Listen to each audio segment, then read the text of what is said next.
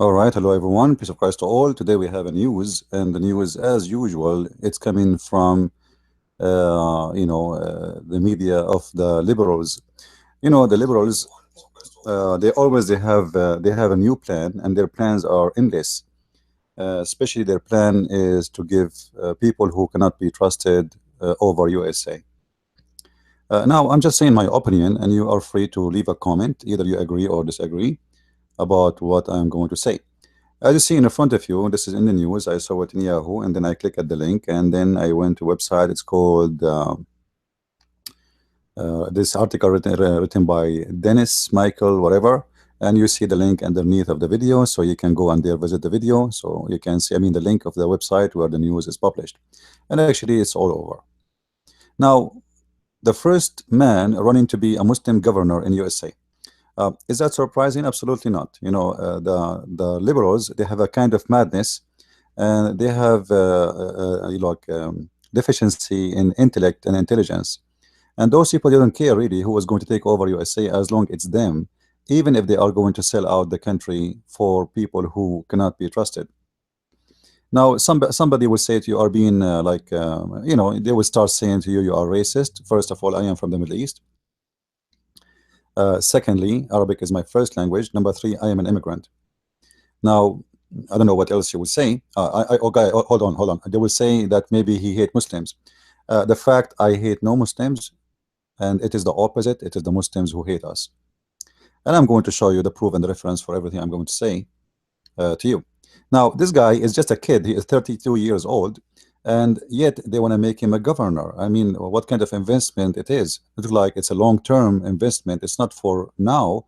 Today they will make him a governor. Tomorrow they will make him a president. And don't be surprised that liberals, they are capable of doing such a thing. Those people, they are selling out the country for everybody who have money, and the only way to do it is to make Muslims happy. Bill Clinton and Hillary Clinton, when they enter the business of government, they used to be two new lawyers. They have zero money in their pocket almost as a new young people, and now they ended with more than $600 million in their pocket, and all of this from working for government. Come on. So it's a great business, and we know how they are getting donations specifically from Muslims. Like, they did not even get one donation from a country. It is not an Islamic country, and that is saying us the true line of the Democratic Party. Why all the donators are Muslims, and why they are heavily involved with Muslims all over the world, and why nobody donate for them from China, as an example. What about Hong Kong? Why nobody donate for them from other countries? Why if not nobody from Europe? Only from Muslim countries: Morocco, Saudi Arabia, Emirat, Bahrain, Qatar, etc. And now the plan is, we want to make governor today, and tomorrow we will make him a president, because we made a Muslim before. He just left the White House, and that was Obama, and the stupid American, they voted for him. And after 8 years of having a Muslim in the White House, what happened? We have an Islamic State. We have Al-Qaeda, have more than 90,000 fighters exist in Syria, in Yemen, in Egypt, in all territories. And they are expanding everywhere. This is what happened when you have a Muslim president in USA. The Muslims go out of control. And when I say the Muslims, I'm talking the real Muslims. The real Muslims is the one who believe in Allah and whatever he's saying. And I think Mr. Abdul, this guy, who is the Democrat pushing him to be a governor, he agree with me that a Muslim is the one who believe in what Allah he say and what the Prophet say. And based on this, and I challenge any one of you to ask him the same question: do you believe in what Allah he say? He will say sure. Now, what Allah he said? Allah he said in his Quran that Christians and Jews cannot be taken as friends. And actually, not only Christians and Jews, everyone is not a Muslim. And the verses in the Quran is endless. You see all those I'm showing you in front of you. Let me start from here. All right. Chapter 3, verse number 118. This verse saying, don't take those who they are not Muslims as a friends. Then you go to different chapter 4, verse number 89. It says the same. The kuffar, the non-Muslims, would like to take you as a friend, but don't fool yourself and take them as a friends. Actually, you should kill them. All right. And those who don't accept Islam, take them and slaughter them. And you can read the translation of any false Muslim translation you want, because at the end of the day, all Muslim translations are false, as you know. So those who don't accept the faith and reject the faith, don't take them as a friends. However, you have a duty when you get the opportunity to take them and to slaughter them, and you slay them wherever you find them. So what is the request for a Muslim? Don't take them as a friends, and when you get the opportunity, slay them. Now a Muslim, Abdul, he would say, oh, this is about that time. Hold on. Yeah, we know the lie. We know what's coming. Chapter 4, verse number 144. It says this is not about any time, this is about every time. Take not the kuffar as a friends and protectors. Do you see it? You cannot even friend them. You cannot take them as helpers. Read with me. And the Quran called non-Muslims hypocrites. And we are going to be in the lowest fire. So how you can take them as a friends? Are you crazy?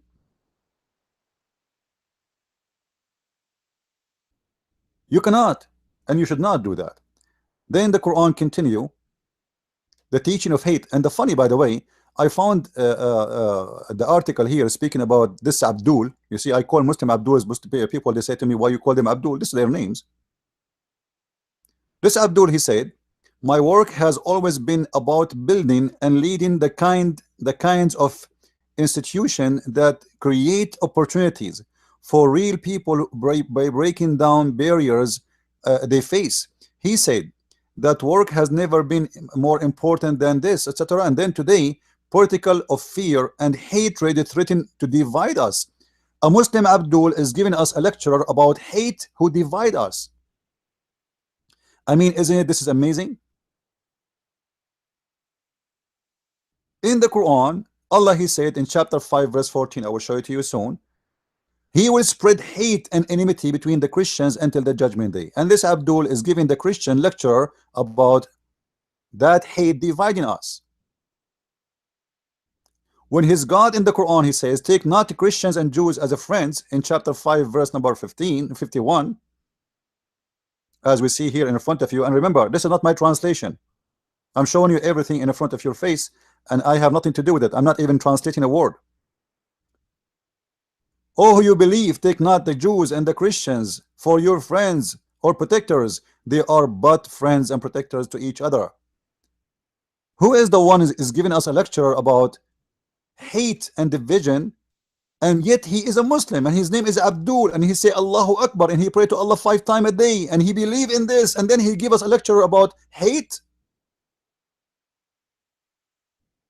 And look how filthy the author of the Quran, he says he named even who you cannot take as a friend, the Jews and the Christians. That's it. And this guy, he wanna convince you that he can be a governor for you, sponsored by the gang and the mafia of Hillary Clinton and her lovers. And they will say to you, this guy is teaching hatred. I'm not teaching hatred. I'm showing you the hatred they have for us. This is their book. And this Abdul, he believe in this verse, and I challenge him to say I don't believe in it. And this is an article made in care to sponsor this man. I mean, you know who is care. If care sponsor you, that's a hell of a sponsor, you know. We know that care is made and created by terrorists. This is the Quran, and this is the teaching of the Quran. So ask yourself, a Muslim like this Abdul, which one for him is more important, to obey his God or to take you as a friend and protector? Or can he protect you and be your governor? A person who believes in this message in the front of your eyes, which is saying clear words, take not Christians and Jews as a friends, he will be elected for you to be a person who control your destiny, a person who can control the police. What if the Muslims, they make a breakout and they start beating people and burning houses in Michigan? The governor, he will say that the police go back home. I give you no order to do anything. He is the governor. That's it. Who is going to protect you? How you can trust? You know, you stupid American, you trusted Obama for 8 years. Go and see what happened in 8 years. Your house is demolished. Your security is a crap. The Middle East became a heaven for terrorists. Things is messed up. And after 8 years, even your health insurance is nothing but a garbage. What you get of 8 years of a trusting a Muslim in the White House? You got nothing but a certificate that you are stupid, ignorant, and fool. And now they are repeating the same thing, trying to implement a young Muslim to be a governor today for Michigan, and tomorrow he will go for election as a president, and the Democrat, they will sponsor him. The same as they did just a few weeks ago when he was like going to in the ceremony, and the Muslim and the liberals, they start wearing hijab. And the hijab, all of us, we know that this is a symbolic of oppression for women. Women, they are beaten by a stick for not wearing hijab. You see, those stupid liberals, they think that wearing hijab is a choice. It's not a choice for Muslim women. She is forced to. It's not a fashion, you idiot. It's an obligation. And the women, if she don't obey that, she will be killed. For she will be considered a whore. Actually, even Muhammad, he said, a woman, she wear a perfume in the front of men, she is a whore. Just for wearing a perfume, not jeans. Now, what this Abdul is doing, someone who say, well, how come this guy, he stand next to the American flag and he say he support America and he love America, etc. Let me tell you what this Abdul is doing.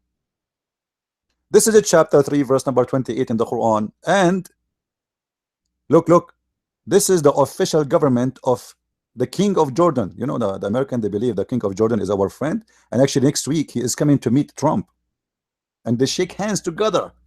Yeah. Look what the King of Jordan website saying to you. By the way, the King of Jordan, he claimed that he is descendant from the Prophet Muhammad, the child molester. And that alone is telling you a lot about this family. The Quran saying in the website of the King of Jordan, who is descendant from the Prophet Muhammad, the child molester, it says, take not the disbelievers as a friends. It's forbidden for Muslims. And look what it says, specifically from the Jews and the Christians. And here they mention the word Jews as you see it in front of your eyes. And then he said, and those who they are sincere in what? In seeking honor by taking hypocrites and disbelievers as a friends.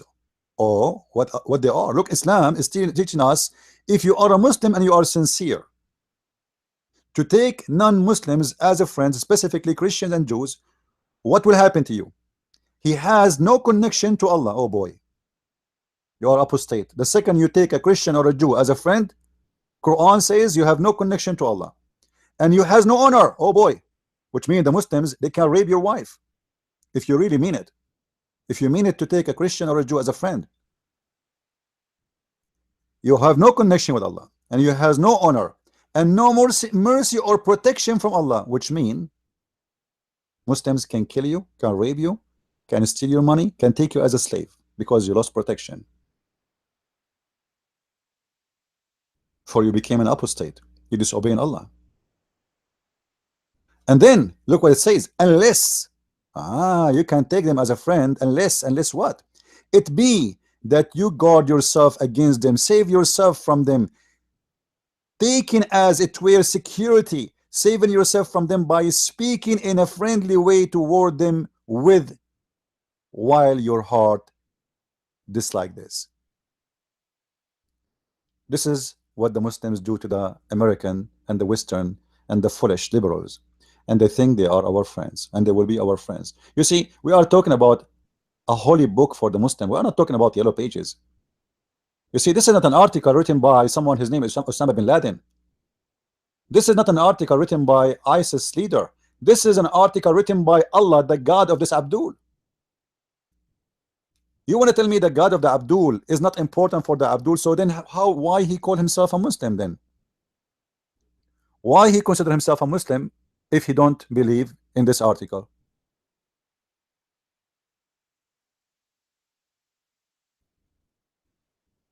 So the foolishness of people is amazing, and the stupidity is unlimited. Those people, they have no dignity. All what they care for, how we can sell America out.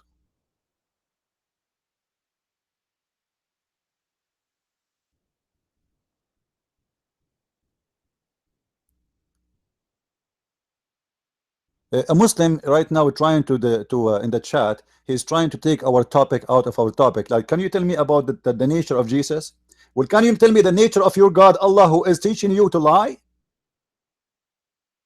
What kind of nature your God he has? Telling you that you can't take them as a friend as long you are lying to them like this. So how come you don't want to talk about the nature of the liar and the one who teach lying?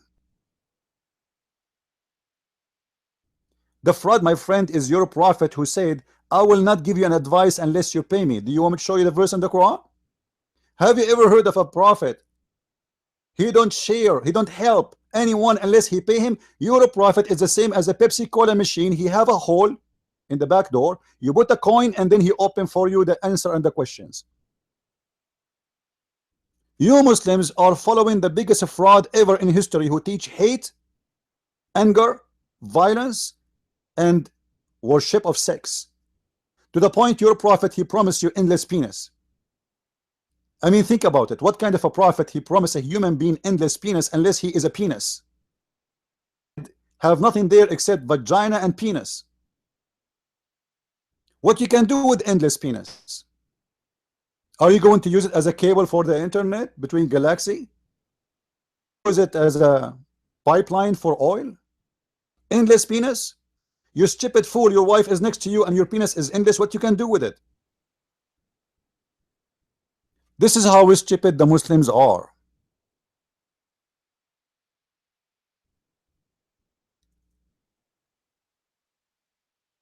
First century manuscript is not a text. What first century? You Muslims have no manuscript. The Muslims, they found a paper, one page, and which is not equal to the Quran today, and they were so happy about it because they are stupid, when the verses in that page is even not the same as the Quran. This is how stupid the Muslims are.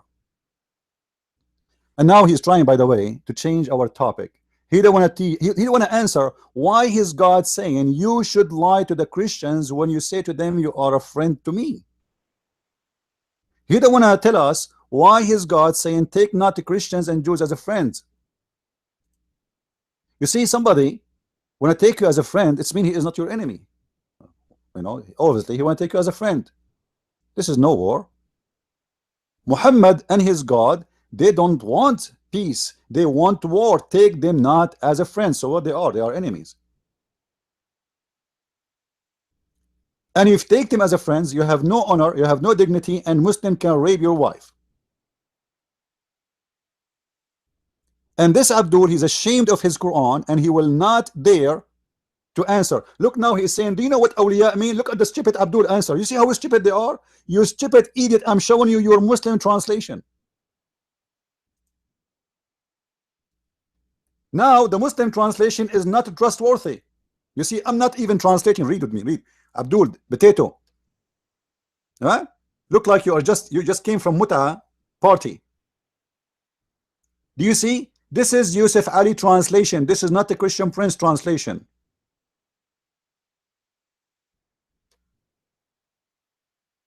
Do you see it?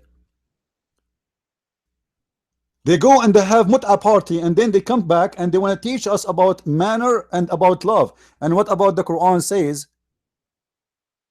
That you should hate the Christians. In the same chapter, chapter 5, verse number 14. Even Allah himself, he said, verse number 14, I will spread hate and enmity between the Christians. Do you see it? Is that my translation? Is that my translation? What kind of a filthy God? He is nothing but equal to the devil. He have nothing to do in his life, in his eternity, if he is God, except to spread hate and hatred between the Christians. Do you see it? Are you there, Abdul? I'm waiting for answer. Is that what your God he do for a living? He spread hate, and he target the Christians specifically. And what the Muslims are worried about is the nature of Jesus, not the nature of the filthy God they have who teach hate. Why your God says, what about says love everybody, be good to everyone, love the Christian, love the Jews, invite them to Allah. If your God is a good God, should invite them. Look what Jesus said, pray to your enemy, the one who curse you, pray for them, love your enemy. That is the message of Jesus. You are worried about the nature of Jesus. This is the nature of Jesus. He have the nature of love, for God is love. Your God, he have the nature of the devil, for he is teaching hate, he spread hate, and this is what he do for a living.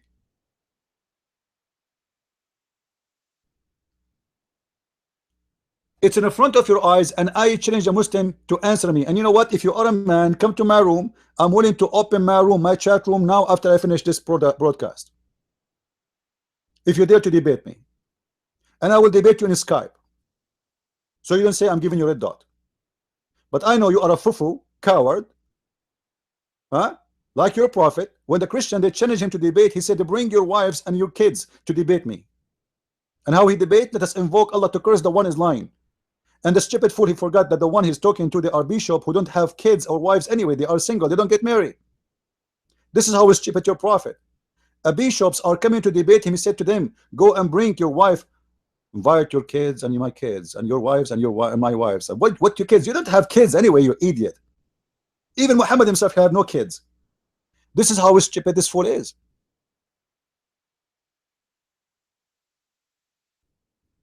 And when you show them the Quran, they stumble and they try right away immediately to change the topic. This is what the Muslims do. You talk about Muhammad, right away they start talking about George Bush. You talk about Allah, right away they speak about Trump, because they have no answer and they don't know what to say. And you show them even their translation. You say to you, oh, this is not an accurate. Do you know what the word awliya mean? Arabic is my first language, and yet they want to play the game of, do you know what the word mean? And we show them the Muslim translation, and yet they want to play the game. Do you know what the translation, that this translation is wrong? Okay, you know what, Abdul? I challenge you to give me a translation you accept. What do you think, guys? Let us give this Abdul. By the way, the guy who is going for action, his name is Abdul too. Maybe he is your father. Huh? So give me a translation you accept, Abdul. Granite. Granite. By the way, your prophet, he spoke about the granite. Do you want to see the hadith? According to your prophet, if the drop of a sperm fail on a rock, the rock will get pregnant. This is how powerful his sperm, but yet he could not have a baby. Look, Aisha, look like Aisha, she was not a granite. So what is the challenge? What a Muslim translation you accept, granite? Are you searching Google? Are you searching Google? Give me a Muslim translation you accept. You see the coward? He don't answer now, because whatever translation he give us is going to be exposed. That's how foolish they are, and they have no answers, and they have nothing to say. He argue like atheist. No, I don't argue like an atheist. It's you Muslims who argue like atheists. You stupid Muslim, you say to the Christians, how God can be a man? Well, how God can be a leg? Have you ever heard of a God he's a leg? If we ask the Muslim, do your God Allah have an ass? They say no. Okay, he have a leg. Yes.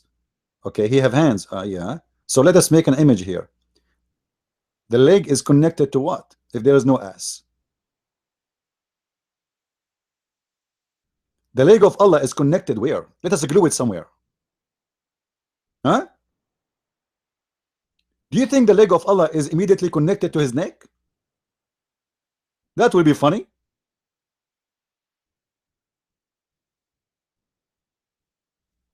The Muslims, they have the most stupid imagination about their God, and yet their prophet himself never met him, never spoke to him, never heard a word from him.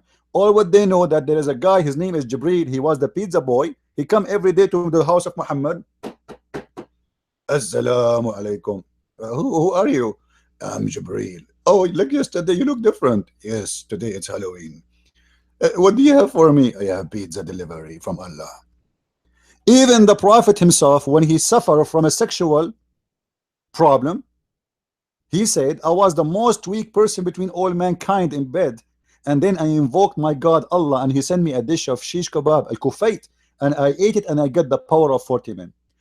Even the solution for the sexual problem of Muhammad came to Muhammad as a delivery dish by Allah through his angel Jibreel, the pizza boy. Have you ever heard of a stupid God like this? I mean, the Muslim, they say to you, Allah is all powerful and he's almighty, but yet he cannot fix the penis of Muhammad without going to the kitchen and make a dish of shish kebab, and he sent it to his prophet.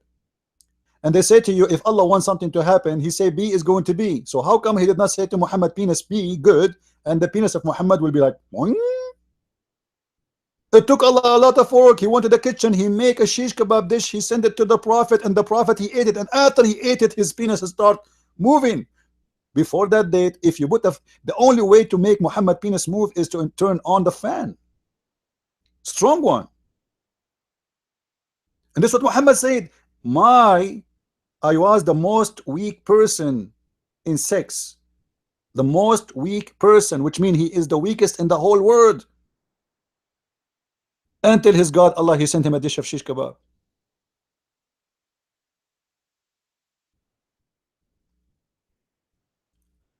And this is how stupid this religion. It's an official stupid religion, full of hypocrisy, teaching hate, teaching lies, teaching division between people, teaching people to kill each other. And yet the Muslim, they want to tell us that Allah is the great God. He is the great deception. Your God is not even exist, you stupid fool. Do you think God is a pimp? How he can accept even that God, he will provide you 80,000 women in heaven? That is a pimp. He is a big shot pimp. And those women, they are not only 80,000 at least for every 40 days you fight for the sake of Allah, which means if you fight for the sake of Allah for 5 years, you will get more than 1 billion women. Allah will make those women virgin, and they are so white to the point you can see the marrows of their bones. This is Islam, my friend. Imagine Allah will marry you to a jellyfish. Look at this stupid idiot. He said the word Bible is not mentioned in the Quran. Do you see how stupid this guy? I mean, seriously. Like, can you find me a Muslim? He have a brain? What if I show you the word Bible in the Quran? Abdul, potato. What if I show you the word Bible in the Quran? What you will do? Are you willing to open your camera and do dancing live in the show for us? Are you willing to do it? Granite. Today I will make you marble. What if I show you the word Bible in the Quran? The Injil does not mean what does not exist anymore. Look how stupid he is. And by the way, he just mentioned a word for us, proving Muhammad to be a false prophet. Why? Because the Quran says this is a pure Arabic book, but yet the Quran used the word Injil. Injil is not an Arabic word. Have nothing to do with Arabic.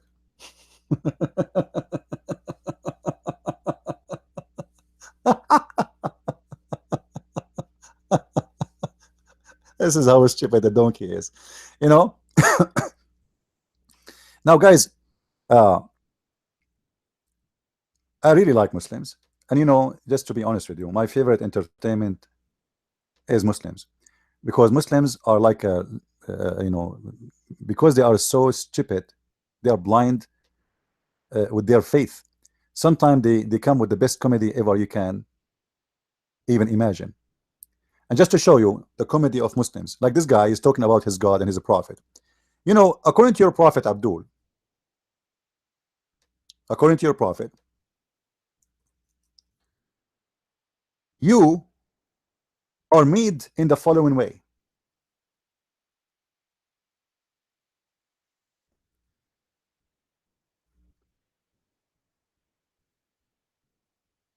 You are collected inside your belly, the mother of the belly of your mother, in 40 days. You are a sperm in the belly of your mother. Look, the Muslim, they lie here. They say to you, in the womb of his mother. Muhammad never used the word womb. It says fi batni ummih, in the belly of his mother. For 40 days, 40 days you will be as a sperm, and 40 days you will be as a mudgha, and 40 days you will be as a bones. The total is 120 days, and you have a baby. This is the intelligence of the Muslims.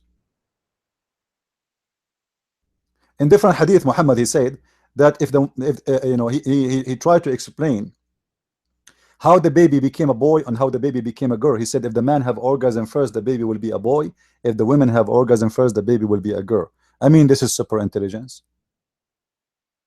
And you are telling me that Islam is not a comedy religion?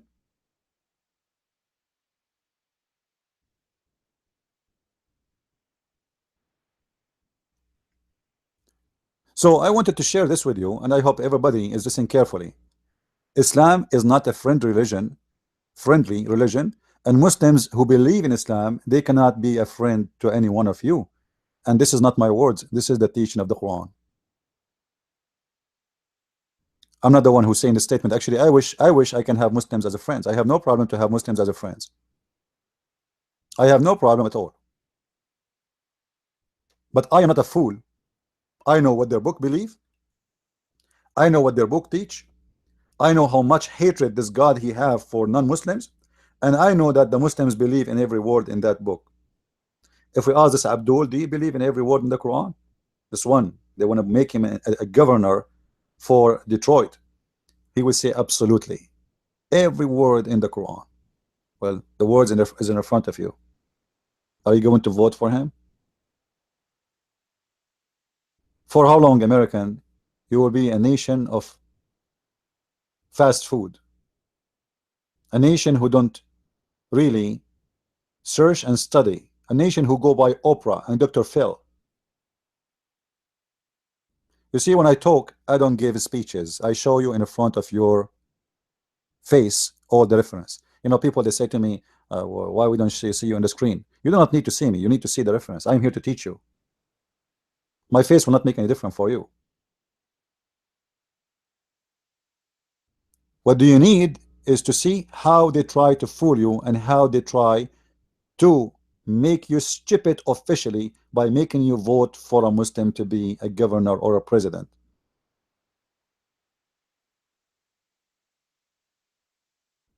Can I trust a Muslim? The answer, I cannot, because this is their teaching in the front of your eyes and nothing coming from my pocket.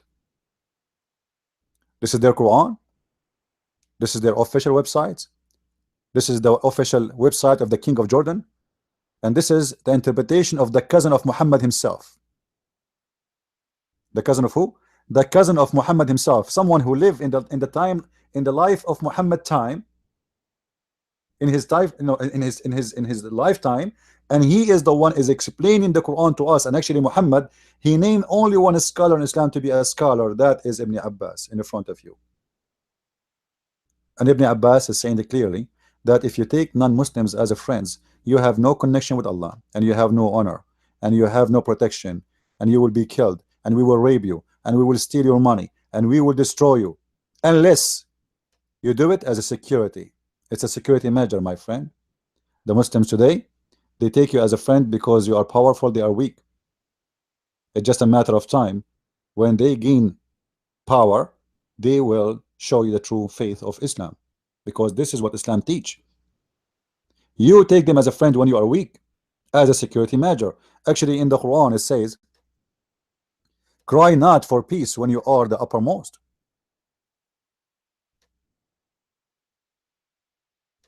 Cry not for peace when you are the uppermost.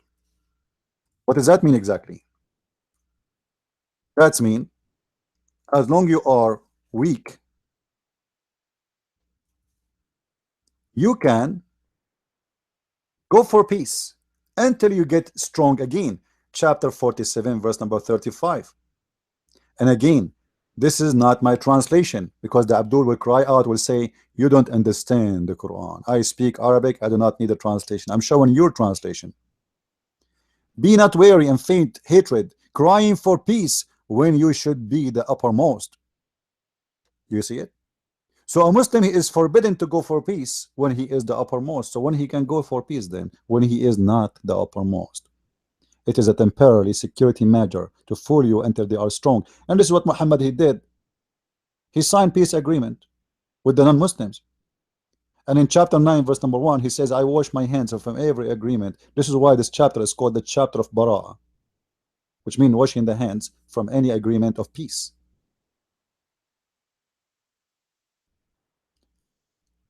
If any of you believe that can you ever reach a peace agreement with Muslims, that means you are officially a fool. If any of you believe that when the Muslims they sign a peace agreement with Israel, that because they believe in peace, you are officially a fool.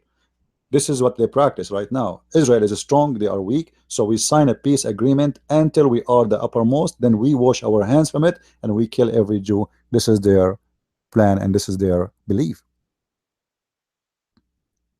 And if you cannot see it, you must be blind. Now, you know, we don't have a lot of people watching right now. Usually we have a lot more because I do not inform people. Usually I don't open my live broadcast here. But when I saw this news, I said to myself, you know what? Let me share some information with those American, Western, and everybody in the world. Actually, we care for everybody. You know, I was in China. And I saw how much security they have. I don't know if any of you have been in China, in Beijing. They have a lot of security everywhere in the street, especially when there is tourists. Do anyone knows why they have too much security? I mean, why they need too much security? Somebody might say, oh, this is a communist government. No, this is not the reason. But because Muslims, they did many attacks in the same location by driving cars and trying to hit as many tourists as they can. In Beijing, in China, this is what they do everywhere in the world. I mean, ask yourself, what kind of religion will make a human being drive his car to a crowd full of women and children and innocent people and go over them? What is behind this hate? This is the Quran, as you see in front of you. This is what is behind it. You should kill everybody. You should slaughter everybody. You should slay everybody. Everybody is the enemy. The Muslims are filled with the teaching of hate since a very early age, a conspiracy that everybody in the world is anti-Islam and anti-Muslim, and you want to kill them. So they grow up with a lot of hatred and they believe in killing us.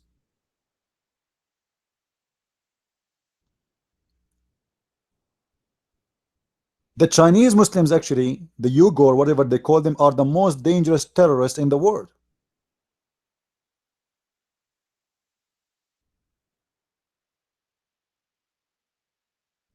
You know, when I was abroad in this trip, I saw a brother. He gave me a video of Dr. Brown. I think his name Michael Brown, I think something like this. And he have a video about radical Islam. I told him there's nothing called radical Islam. You know, we as a Christians, sometimes we copy paste wrong information from somebody just because he's a doctor. With my respect to Dr. Michael Brown, I'm not saying anything wrong, but he got wrong information about Islam. There's nothing called radical Islam. It's a big fat lie. Islam is radical, and there's no radical Islam. This is Islam, my friend. You see it in front of you. Kill them, slaughter them, hate them, rape them, cut their hands, cut their fingertips. This is Quran. We are not quoting from the yellow pages. So when somebody says to me radical Islam, is that something not exist in the text and became radical in the interpretation? No, this is the Quran. This is what the Quran teach. When they say to you, well, Islam is not ISIS, well, read the verses, my friend. What are you talking about? The Muslims are ordered to cut hands and to cut necks and to slaughter everybody in their way. This is not ISIS teaching. This is the teaching of the Quran.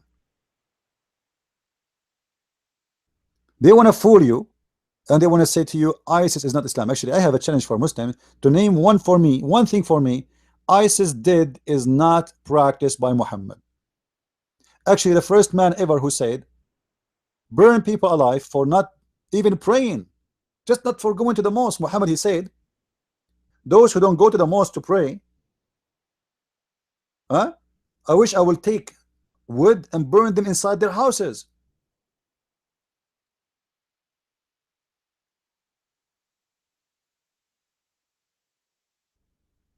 But they want to fool you. They want to fool you in purpose to make you believe there is a peaceful Islam and there is radical Islam. This is a garbage. There's not no such a thing. Both you call them radical and those you call them peace. As an example, next week the King of Jordan, he will be in USA and he will shake hands with Trump. Okay, so if you ask any American, any foolish American, you know, and there are many, what do you think of the King of Jordan? He will say, our friends. Really? Yes, he's our friend. Why? Because he's our friend. But what do you mean? Because he is good to USA. What is good about him to USA? What is good about him to USA? Do he sponsor Hamas? Yes. Do he sponsor Fatah? Yes. Do he sponsor Yasser Arafat? Yes. So what is good about him for USA?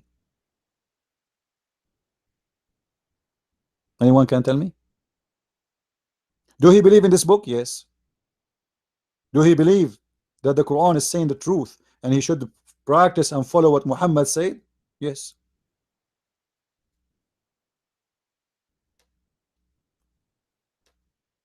If we ask the King of Jordan and or any of kings of those kings you think they are your friends in the Middle East, and none of them actually he have any friendship relationship with us, it's a big fat lie. Are you or do you wish to be one of the best Muslims? He would say absolutely. But how you can be the best Muslim in Islam? How you can earn that honor? To earn that honor, this is what you need to do. The Quran in chapter 3 verse number 110, it says, you are the best of people ever raised up for the benefit of mankind. And the Muslim, they quote this verse all over. All over. You are the best people, you know, and they say for the benefit. Look. Do you see the word benefit, guys, between two brackets? Do you see it?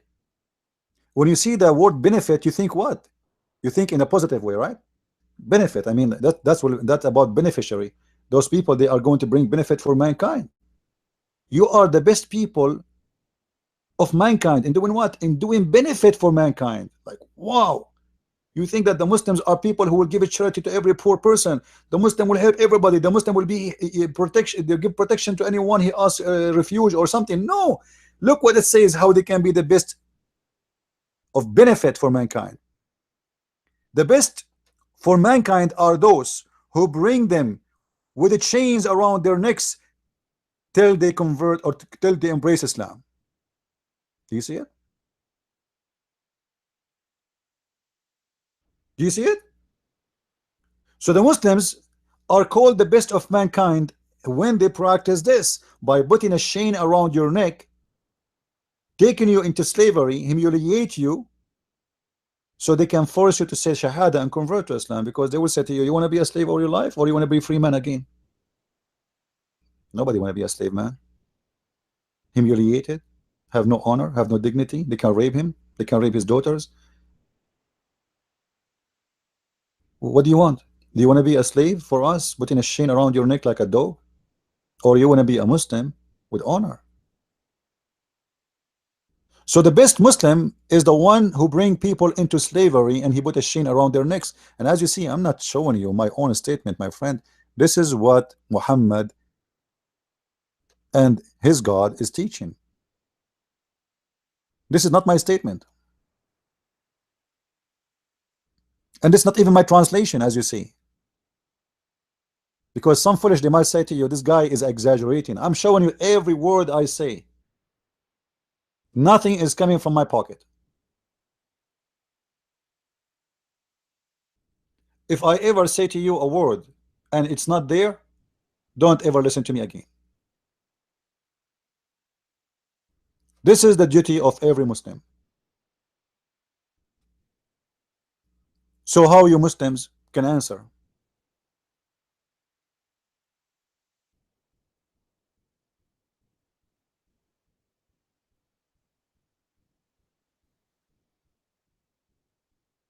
Any Abdul?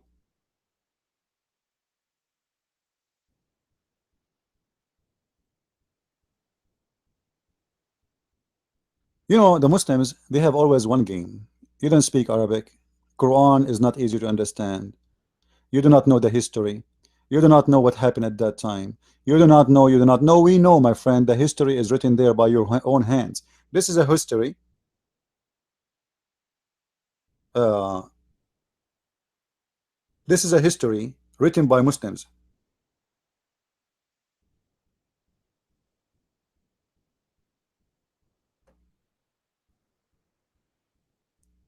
How you can say to me, this is not our history. This is your prophet and this is your Quran.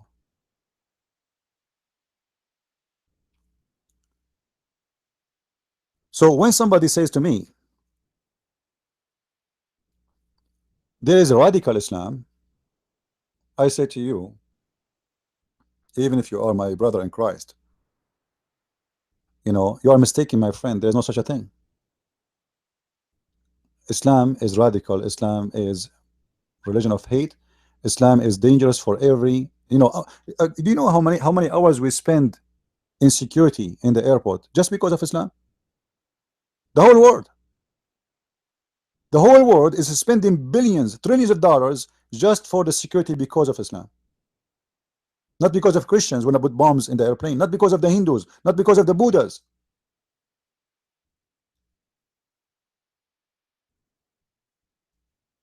You see, when I was in China, I spoke to people who they are Buddha. I was asking them, so what do you believe? I want to see like who is you know, and for sure most of them they are around, they are Buddha, and they were nice to me. I told them I'm a Christian, you know, and I believe in the Messiah, and they were not angry, they were not be upset. They shake hands with me and they were very friendly. But Muslims, they are different story.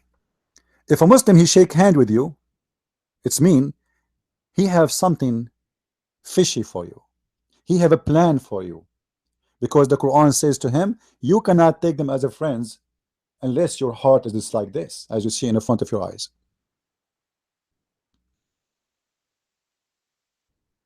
This is why, you know, I have no problem to take a Muslim as a friend, but I will be a fool to believe that he can be my friend, because I know what his Quran is teaching. I know as long he say he's a Muslim, it's mean he believe in this garbage in the front of your eyes. Which one is more important for a Muslim? Is what is written in his Quran, or what is written in an article made by a guy, his name is James Smith, or a woman, her name is Monica Lewinsky, who tried to make Islam look beautiful? They try to fool you because they consider you a fool, ignorant, illiterate. You have no knowledge. You see, yesterday we opened our chat room for how many hours? 9 hours? No. Actually, I was really tired because, you know, the timing different from where I came from and here is really different. So like day became night and night became day. And all of you, you see the Muslims, how one by one they cannot have any answer for any simple question. And the only question we have the whole 9 hours, who is Allah? And until now, we cannot find one Muslim tell us who is Allah. They have no idea who is their God. They have no idea what he want. Actually, Muhammad, he said in the hadith, and I think many of you remember the hadith, right? He said, if you don't sin and commit sin and ask Allah for forgiveness, Allah will destroy you and replace you for people who commit sin and ask Allah for forgiveness. That's how stupid this religion is. And this is how Muhammad, he see his God. Think about it. This God will kill me if I don't commit sin. This guy, he do it for fun. He wants you to commit sin because he like to be worshipped and ask for forgiveness. Oh, forgive me, God, I commit sin. Because if you don't do the sin, then you will not ask him for forgiveness and he will not feel important. Any one of you have a degree in psychology? You know what I mean? Think about it. This God, he want you to commit sin so he feel better because you ask him for forgiveness. And by the way, Muhammad, by coming with this story, he exposed himself again. Big deal. Why? Because if Muhammad, what he said, that if you don't commit sin, Allah will destroy you,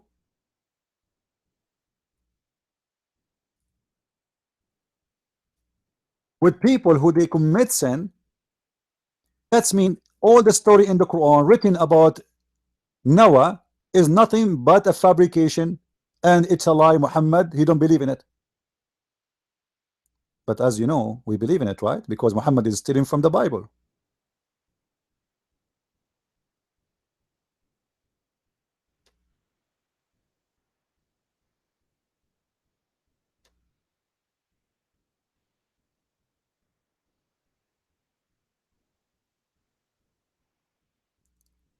So the logic of Muhammad is logic of ignorance and stupidity, and as long you are a person who don't investigate, Muhammad is good.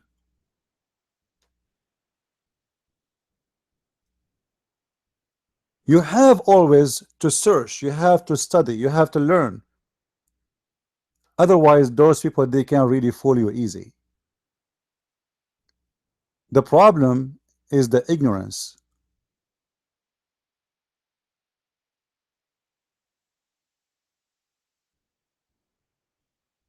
And this God, he will replace you if you don't commit sin.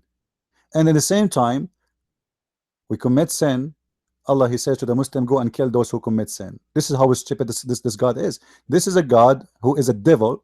He have nothing to do except saying things full of contradiction.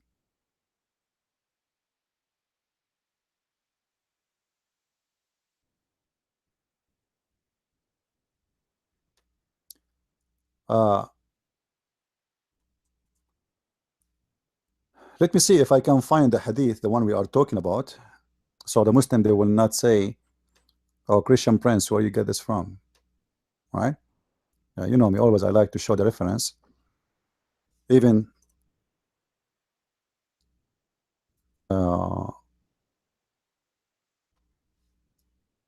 sometimes it's not easy to do it live, but it's okay.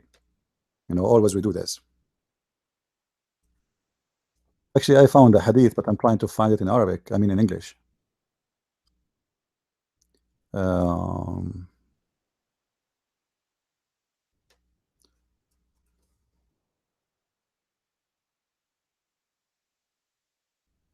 Yeah. Let's see if we can find it in English. We have only one website have translation, have both in Arabic and English. That is sunnah.com. And sometimes this website, they don't translate all the website. Anyway, I will make a video about it later, maybe, or maybe when we open our chat room, we can share it and we can show the people the hadith live again. So this is what Islam is about, and we need always to be, you know, educated, occupied with knowledge, not to listen to people saying to us lies.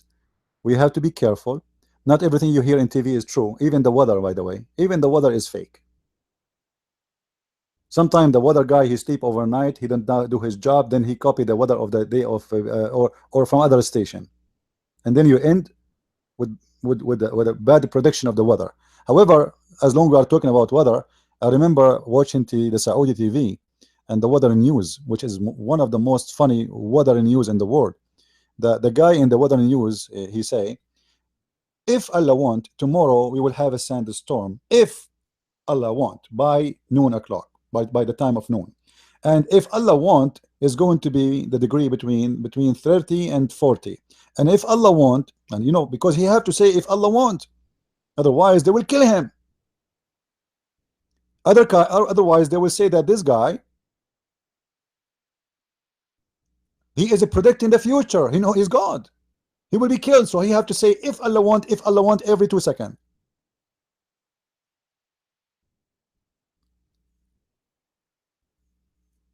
And maybe you do not know that Muslims believe in destiny. You know, some Christians, by the way, they use the word destiny without knowing what the word destiny means. We don't believe in destiny the way some people believe in it. Destiny is not really exist as Muslims believe in it. Destiny for the Muslims, that God, he written for you your future before even he created you.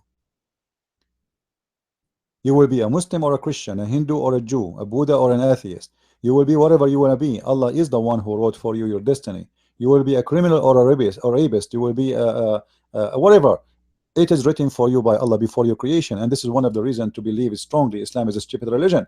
Because if it's written by me, what I will do, by you, what I will do, why you want to punish me for what you wrote for me? It's you who wrote that. Imagine, guys, that this God is he is the one who decide for me what I will be, and then he want to punish me for what I became. That's messed up, isn't it? If you are the one, if you are the one who decide for me what I will be, why you want to punish me for being what you decide for me to be?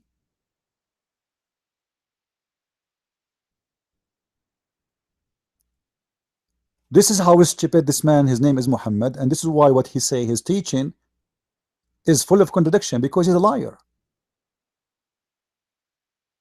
What is the logic of punishing someone? He just became what Allah want him to be.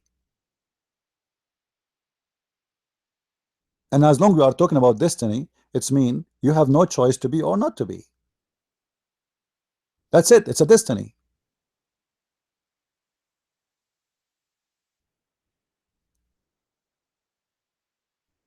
The madness of this man is unlimited.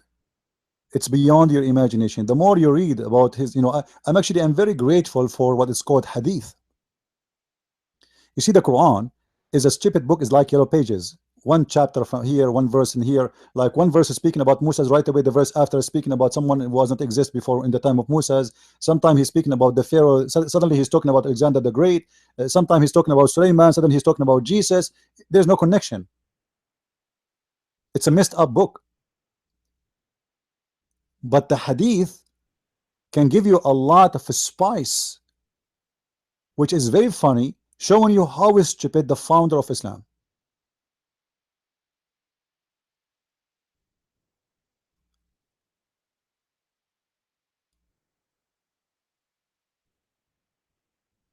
Do we have any Muslim here? He don't agree in the chat?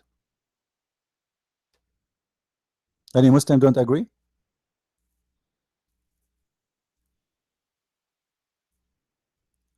Like, come on, where is the Muslims? What's happening here? You see, today I open early and nobody's expecting me to open. This is why we have like 30, 40 people watching only, because nobody knows I'm going to open. This is not expected. But if there is no Muslims, it's not fun, because the best way to show you how stupid Islam is to see a Muslim trying to refute me, and each time they refute me, they get Islam in deep trouble. This is why really I want Muslims to be here so we can see their response. And always I use the word Abdul, and many of you says to me, why you say that, right? Here we go, it's official. Abdul for Michigan. Do you see it? Do you see it? It's in the front of you. The Democrat Party, they wanted Abdul to be a governor of Michigan. Abdul. This is what you will end to be, American. Abdul, he will be your governor. And then he will make a law says pork is forbidden. He will be the governor. What the Abdul he will do if he became a governor? He put a sign of a halal food in his front door. He put the picture of the Kaaba behind him. He put the verse from the Quran says, kill them wherever you find them. Cut their fingertips. What he will do, what he will put in his office. I saw a video of him in Facebook speaking nice with his wife and eating hamburger and bragging about giving a free hamburger for some people who was not hamburger, I think maybe he is using beef burger, so for people who they were in the line to buy a sandwich. He's a good guy. He give it charity. We know the plan.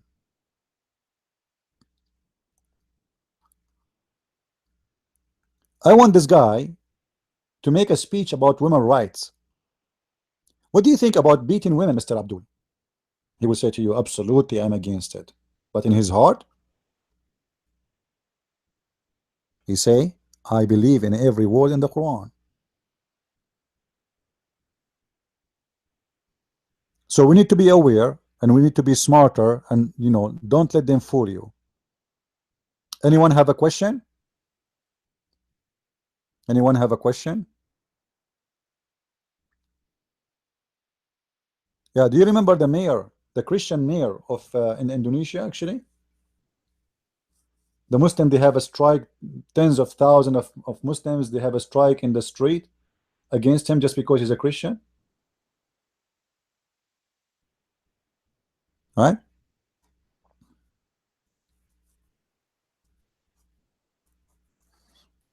Yeah, actually, yesterday we were talking about the beef. Anyone remember? Yesterday, we were talking about the beef, how Moses, he did beat the dead man with the beef and he came back to life. And I asked the Muslim, what is the point of beating the man with the beef? Why Allah cannot raise the man from death by saying to him, the same as Jesus did, come back to life? Why I need to beat him with beef so he can come back to life? And the Abdul, they have no answer. They say, ask Allah. This is why uh, this is called the beef method uh, in hospitals. American, they should learn this. When they have a person who just die, if you want to get him back to life, you should practice the Quran. You just beat him with beef and he will come back to life. This is why all of you, I advise you to keep beef in your refrigerator. The more beef you have, the more safe you are. All right? And if you want, you can sign a contract with me. I'm thinking to start a new business as a beef vendor, specifically for the one who might die. Like, you have somebody die, you call me right away, we deliver in 5 minutes, you beat him with beef, he come back to life. It's very, very authentic, practical way to bring people to life, proven by scientists. Anyone here believe in the beef story? Any Muslim? Anyone? I don't know why they beat him by beef, not by chicken, and the Muslim do not know. But however, this is how Islam it work. I mean, who knows? Even Muhammad himself, you ask him a question, he says to you, only Allah knows. Like if we ask the Muslims in chapter 36, verse number 1, why Allah he say Yasin?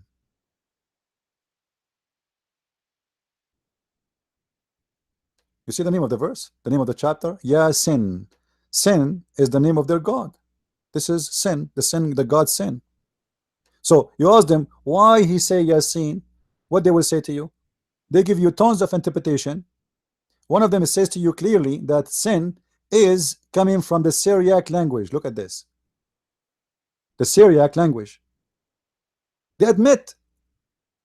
But what is sin in the Syriac language? Go and search right now. They say to you sin is a human. That's a big fat lie. Sin is the name of the god Sin, Baal, one of the moon god names. In different interpretation, they say to you, only Allah knows what he meant by this verse. What? Only Allah knows. You see it? Yasin or Yasin, God knows best what he means by these letters. Yeah, because Muhammad is a thief. He was stealing from the Syrian most of what he have in his stories. But because he's a thief, he adds some spices and then it's messed up. Like the story of the 7 sleepers. Do you remember it? Do you remember the story of the 7 sleepers? Go right now to Google and search the story of the 7 sleepers. Muhammad, he heard the story. He took it, he added in his Quran, he make it officially coming from his God. But all of us, we know that this is a fiction story written by a Christian bishop to teach the youth to have faith. Don't give up.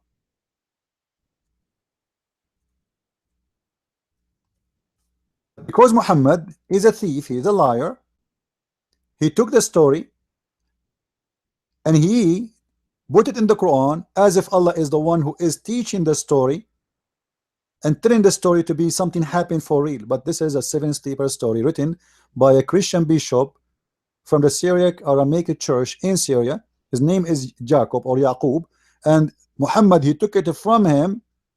This is a story written more at least 350 years before Muhammad time.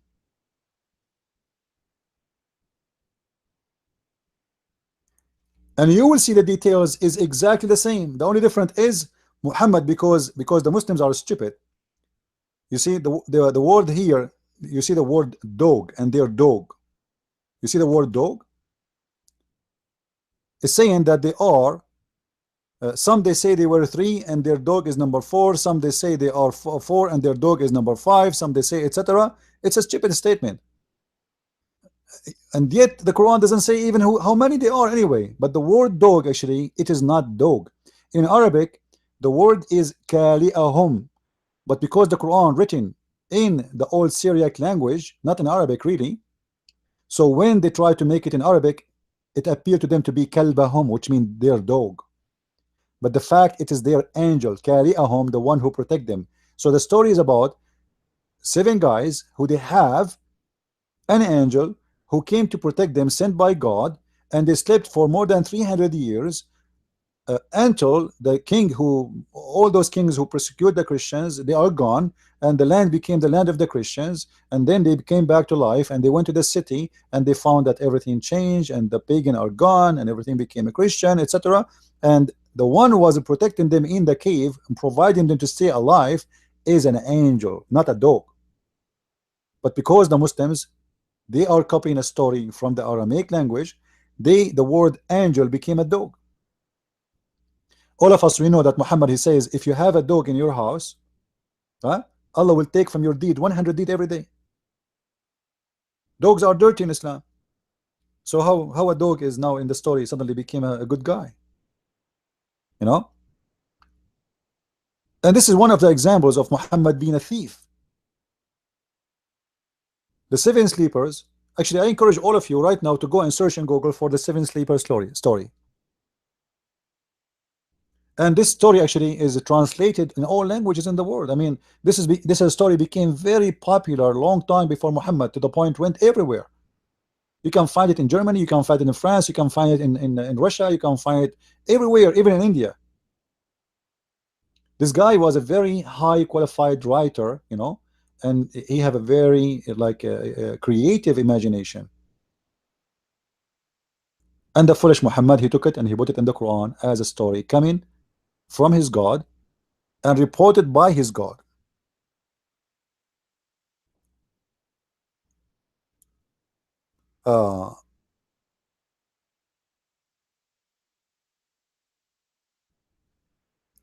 If you read the story, actually chapter 18, by the way, in the Quran is one of the most funny stupid chapter in the Quran, in the whole book ever. It's collection of fiction stories, the flying carpet, the flying etc. Suleiman listening to the ants. The ants is saying run away, otherwise Suleiman is going to destroy you. Suleiman is looking for a woman who have no hair in her legs. Suleiman, he died in his chair, and actually die standing. The guy died standing, and he was dead standing for a year, and nobody noticed. All those fiction stories is coming from somewhere. Muhammad is not really creating them. Thief. There's a book I advise everybody to go and read it. It's called the Legions of the Jews. The Jews, they have a lot of fabulous stories, fairy tale stories. They some of them actually believe in it. Some of them they believe in it. You know, as an example, if you remember, when a woman, a Jewish woman, she came to Aisha and she said to her, I seek refuge from the punishment of the grave. You seek what? Refuge from the punishment of the grave. Here we go. This is the story in front of you. Aisha said that a Jews came to her and mentioned the punishment in the grave, saying to her, May Allah protect you from the punishment of the grave. Aisha then asked Allah apostle about the punishment of the grave. He said, yes, there is a punishment in the grave. Aisha added, after that I never saw Allah apostle but seeking refuge with Allah from the punishment on the grave every prayer he prayed. Anyone knows what does that mean? Do you notice what happened here? Muhammad, he never mentioned before the punishment of the grave. Never, to the point Aisha never heard that of that story. That's why she's surprised. She heard the women saying the punishment of the grave, so she went to Muhammad, says, I heard the Jewish woman, she is saying, I seek refuge from the punishment of the grave. There is a punishment of the grave. He said yes. He liked the idea. And since then, he never prayed without saying, I seek refuge from the punishment of the grave. Question to the Muslims. Why Muhammad never seek refuge before that date from the punishment of the grave? As long as it is exist and he knew about it. You know what I mean? Was the story known by Muhammad before this woman, the Jewish woman, she said it? Obviously not. Because Aisha, she exposing him by continue talking, saying, after that, I never saw Allah apostle but seeking refuge with Allah from the punishment in the grave in every prayer he prayed. Which means before that, he never said a word in the time he prayed about the punishment of the grave.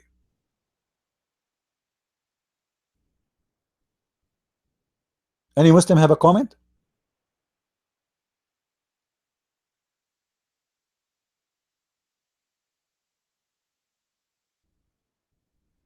Any Muslim have a comment?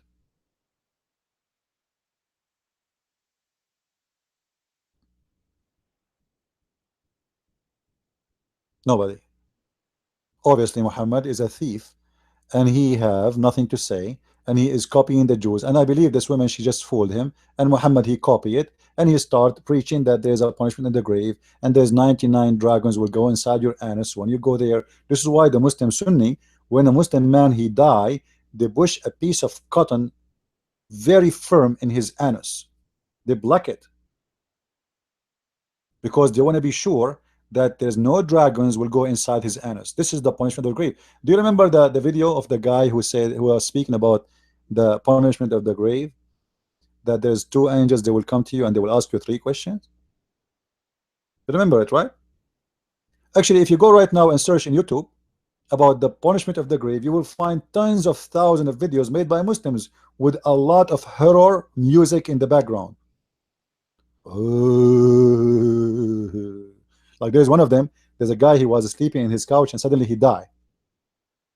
And then the Muslim, they will show you in their movie how the angels, they came to him and how he was tortured in the grave, for he is not praying to Allah.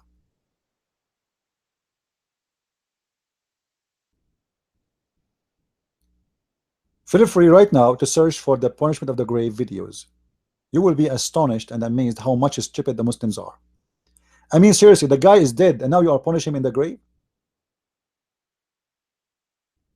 And what Allah will do, Allah will send the angels and the angel will ask you 3 questions. The first question, who's your God? If you say Jesus, they beat you with the hammer. And then you will go 70 cubits down in the ground. They get you back again. They ask you, that's the second question, what is your religion? You say Christianity. They hit you again with the hammer and they split your head and you go down deep 70 cubits again. Then they bring you back and they ask you a third question. They show you a picture of Muhammad and they say to you, who is this man? If you say this man is Obama, they will hit you again. You should say he's Muhammad. So this is how stupid this religion is. Muhammad is giving us the questions and the answers. If they ask you, who is your God? You say Allah. They will not beat you. If they ask you, what is your religion? You say Islam. They will not beat you. If they show you a picture, you say this is me, and they will not beat you. I mean, this is the most stupid exam ever. And the question and the answers is published in Muhammad's mouth and all over. I mean, what's the point of this exam anymore?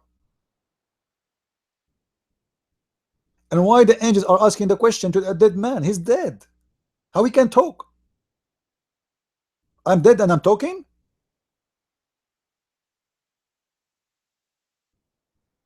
And don't they know what I am? Like, do the angels know what I am? If I was a believer in Allah or not? You know, my friend, it's not about the Arab are stupid or not. The Arab actually they were not stupid. The Arab, they knew Muhammad is a false prophet from the beginning.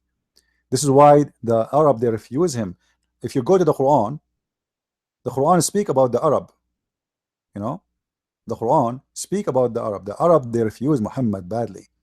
Muhammad overcome them by the gang. You know, there's in Arabia, in the history of Arabia, there's something is called a Sa'alik. A Sa'alik is the same as you watch like a cowboy movie. Those who they are wanted, criminals, they are wanted, so they live by like outside, not in cities. So Muhammad he hired a Sa'alik al-Arab. Those who they are criminals, they are cast out by their tribes. He hired them. They said to them, why, you know, look at you. You are considered as a criminal now, and you are running away for your life. What about you join me, and you will become a hero for God, and you will become a fighter for God. If you die, you will get at least 72 women, and you will get a booty, and you will become a hero. You will be part of a community again. And this is how he was able to overcome his enemies. However, the Arab, they never really accept Muhammad as a prophet. This is why you see the Quran even speaking about Muhammad paying money to some important tribe leaders so he can convert them to Islam. All those verses in front of you, chapter 9 verse number 90, chapter 9 verse number 97. Look what the chapter 9 verse number 97 it says. That the Arab are the most worst of the unbelief people. Do you see it? Why Muhammad he said that about the Arab? Because they refuse him badly. So Muhammad really did not establish Islam between the Arab. He established Islam between few Arab who they are gangs. And you know, like if you have a few gangs who they are criminals, they can control a city if there's nobody to fight them back. One gang guy, one criminal, he can terrify a street, the whole street, if there's nobody willing to fight him and take him down. And this is exactly what happened. The Arab, they refuse him. They don't want him. They cast him out. They told him clearly, you are a fake prophet. And actually they told him many times. Each time he tell a story, they expose him. They say to him, هذه أساطير الأولين. This is the legions of people who exist before you. We know those stories. You came with nothing new. This is fairy tale story. And you brought nothing new. Look. In chapter 6, verse number 25, they said to him, this is the fabulous of all generation before us. Are you fooling us? Those stories you are giving us, those stories are known for us. They are the tales of the ancient. You brought nothing. We know them, and they are tales. They are false. They are fictions. So the Arab, they knew he is a fiction person. He's a liar. The flying carpet of Suleiman, the ring of Suleiman, the stick of Suleiman, the flying horse of Suleiman, the seven sleepers, the ant who is talking, you know, the rock who gave birth to a camel. It's endless. So the Arab are not really stupid, and they did not believe in him. My friend, after 1400 years of Islamic government occupation, in such situation your brain will freeze, because it is no to even question. If you ever dare to question Islam in the Middle East, you are dead after 5 seconds. What you see right now in Islamic countries is not the believers as much it is people who don't want to risk their security. I will not be safe. My wife will be, you know, my wife, she will be raped. My daughter, she will be raped. I will be killed. I will be slaughtered immediately, just for asking a question about Muhammad, and a question that he is a prophet or not. This is why the Quran says in chapter 5 verse 101, ask not questions. Ask not questions. Verse number 102 says, because a former generation before you, they asked the same questions and they left Islam. And actually, Muhammad, he made a threat to the Bedouin because they don't want to convert to Islam, and he said to them, if you don't convert, I'm going to kill you. Look at this. Look at this in chapter 25, verse number 5. And again, this is the Muslim translation, not mine. Look at this.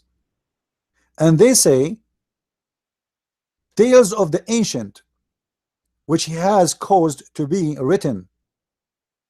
Why they are saying that to him?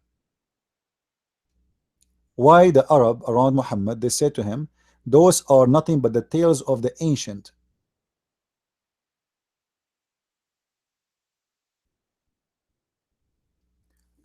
And look how Muhammad, he refuted them. Actually, Allah is supposed is the one who's answering. He said to him, say the Quran was sent down by him who knows the mystery that is in heaven and in earth.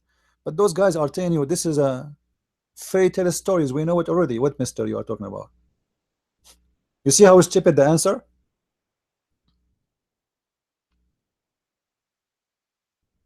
This is a great example of the stupidity of Islam. This is why you ask a Muslim about tomato, he answer about potato. The people, they say to you, those are the stories we know, those are the stories, those are fiction stories of the ancient, the fabulous, we know them. Muhammad, in order to refute them, he have nothing to say. He did not say no, they are not. He didn't say those stories have nothing to do with the ancient, those are different stories. All what he said, Allah told him supposedly, say that what is sent down to him, which means to Muhammad, who knows, he sent by him, Allah, he knows the mystery which is in heaven and earth. But this is no mystery, as you see, they knew it all. Do we have any Muslim don't agree? Any Muslim he don't agree? Any Muslim dare to say I don't agree? Who is a Muslim he dare to debate me today in Skype, and we broadcast live in YouTube? Anyone?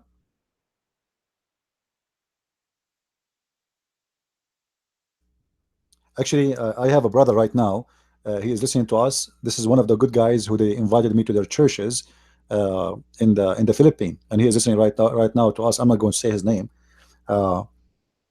I don't know if you like. He can type in the chat if you like. They told me they want to invite an imam to to have a friendly debate. So I told them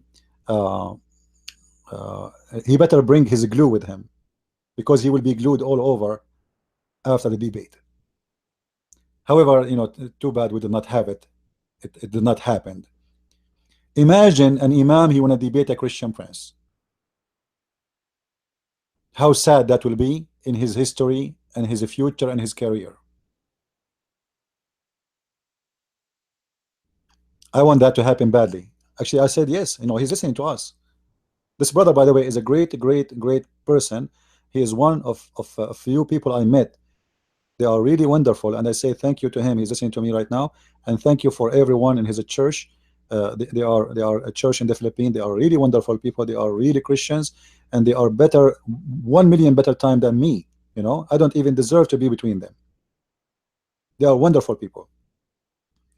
They host one of my seminar, and the hall was really full of people, and people were so happy and so excited, and we were laughing like crazy for listening about the stupidity of Muhammad and how ignorant is to be a Muslim. And this is why I'm really grateful for those people who invite me to their churches, and because simply it's one of the ways to tell the truth, to share the truth.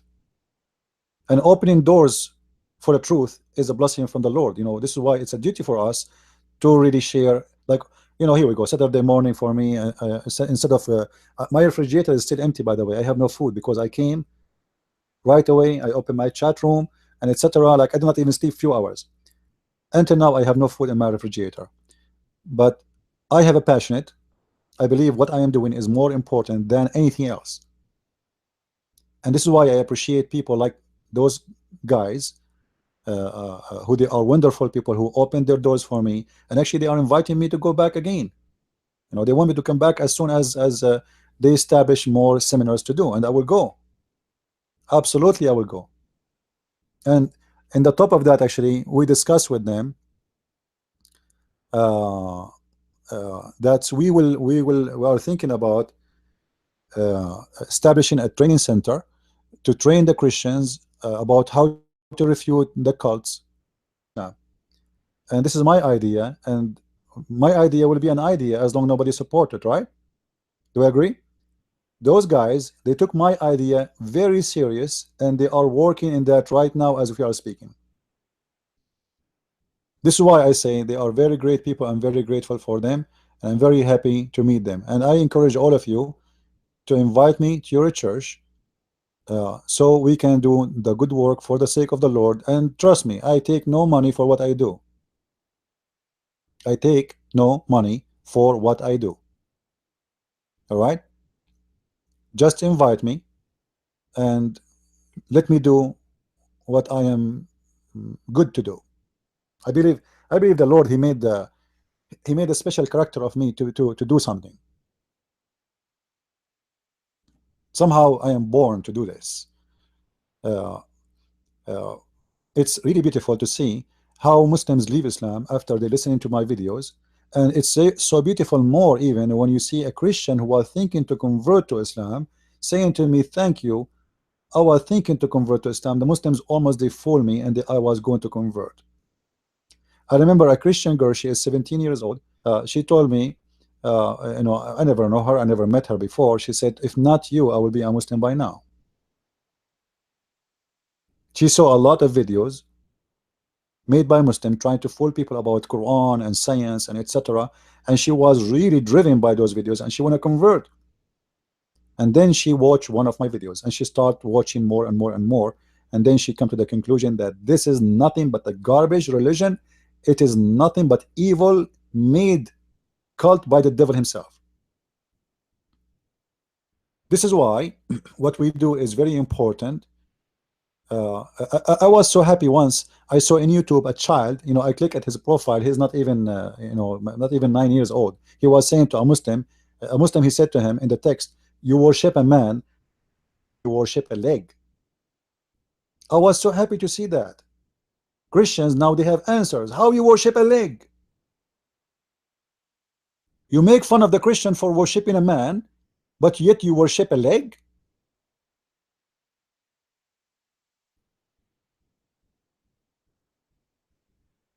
The Christians, they were out of answers for long when it's come to Islam. They are not armed, unoccupied, and the Christian churches, sadly, they don't speak about this cult. So Christians, they are totally empty-handed when it's come to Islam. This is why Christians, they have tons of false information about Islam. As an example, you go to church, you ask them, what do you think about Islam? They say to you they are from Ishmael. Where do you get this from? How the Muslim became from Ishmael? How you can hear such a thing from someone he's a bishop in a church? Why you don't study before you open your mouth? Because most of us, sadly, we are just copy-paste. We heard once upon a time a Christian priest or minister or bishop saying that the Muslims are from Ishmael, so we copy, we paste, and we keep repeating what we heard. But nobody want to search and study. Abraham is an Aramaic man. His wife Hajar is an Egyptian. The son is an Arab. That's funny. I mean, seriously, this is funny. Imagine my dad is Chinese, my mom is Japanese, I am German. That is super funny.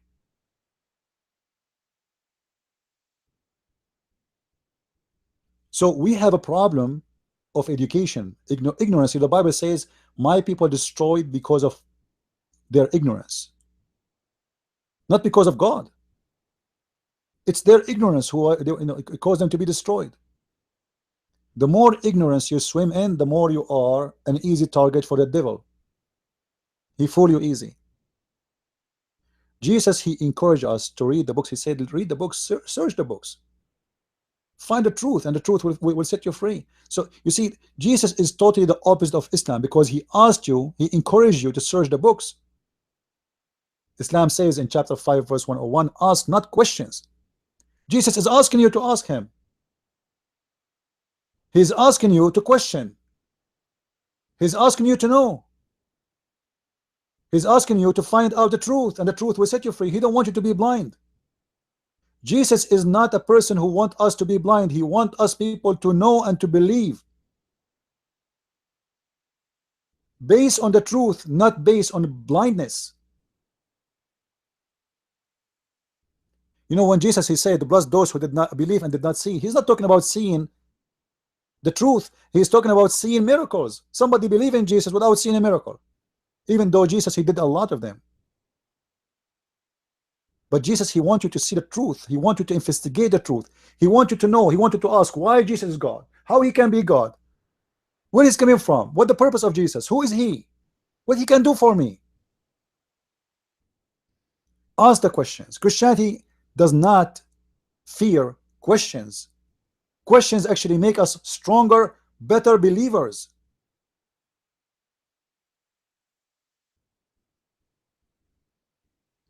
We should encourage the Christians, and we should encourage questions in our teaching method in the churches. What about, and this is advice for people who they are listening, what about a priest or a minister in his church? He says, we want every day to designate 20 minutes or 30 minutes for questions about the faith, or somebody criticizing Christianity, how we can answer him. What about we make a special time in our service every week to answer questions, instead of just making speeches? You see, the Messiah, our Lord, he was a teacher before he was our Lord. He teach more than he preach. Every verse in the Bible coming from his mouth is a pure education of teaching more than a preach. Anyone can preach. I can preach. You can preach to me. You say to me, be good, be etc., be nice to other people, etc. But there's a huge difference between preaching and teaching. You will see the Messiah, when he speak, he give you a lot of information, is covered by images. He make a story, and this story have a purpose, is to make you educated, to learn from it. Something will fit with your life, even if it's after 2,000 years from the time of the story was told. Still, this story fit with my life today. In the age of a smartphone, in the age of a spaceship, in the age of the internet, still every story Jesus he said in his time is fit for my time. And this is what makes Jesus is the eternal Lord for us. For his words cannot be destroyed. For his words fit with every time.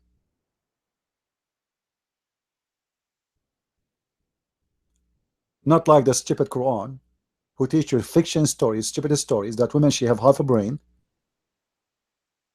and she cannot be witness in the court. And the women, she have a sperm coming from her ribs, and the man have a sperm coming from his backbone.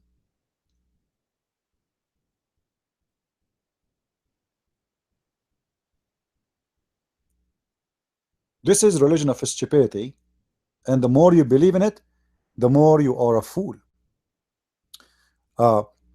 Anyone have a question about anything would like me to answer? Anyone from the listeners here, they have a question?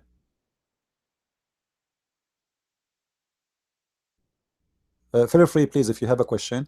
And again, if you like to invite me to your church, you can go to ChristianPrince account in Facebook. I have an official account for ChristianPrince, the author. You can send me a message there if you like to invite me. All what I need from you is to give me the church name, address, phone number, just to confirm that you are not a fake Muslim or something, to be sure that this is real. And then we will give them a call, and we can organize when we can do it, and I will be happy to go. All right. Max Ocean asked question. How in the earth the Arab did not have a good police system to keep band-aid like Muhammad out? You know, the you know at that time, and still actually until now, the one who have a power is the one who control everything. You see, China, they invade the Tibet, right? All of us, we knew they took their land from them. Who dare to say to China you are wrong? Nobody. When Saddam Hussein, he took Iraq, he took Kuwait. Saddam Hussein is weak, small country, stupid leader, dictator. He have a, you know, it was easy to take him down. It's his power. Always power is the one who decide who is right, who is wrong. But doesn't need necessarily mean that what the power decide is true. There's powerful empire. They say you are right, and you are wrong, and they control that. You know, the Muslims when they occupy Spain, what they have in Spain? Nothing. But when they are the one occupying, they are there. Who dare to say to them why you are here?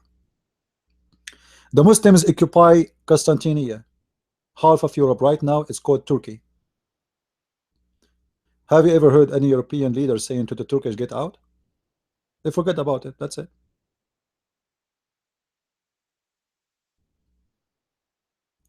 If you have a right, the right will die as long as nobody asks for it. Imagine somebody jump in your house and he take it, and you never ask for it back. That's it. It's gone. If you don't fight back for your rights, you don't have rights. And if the enemy, he is more powerful than you, and you give up, he took it, and he have it, and he will have it forever. This is how the earth function. So this is why you see the liberals, they are trying to take the rights of the Christians, strip them out from their rights of belief and worship more and more. They start banning the Bible in some places. They start banning the cross. They start banning the symbolic religion. They start banning, you know, this is a war against Christianity. And the Christians, they lose more and more because they don't fight back.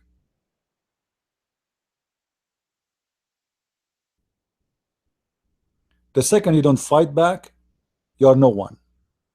Anyone can overtake your house, your life, your everything. People who don't defend their rights, they don't have rights. Just take it clear and put it in your head. Your rights are exist as long you fight for them. All right? Now, do we have any question? Any Muslim here?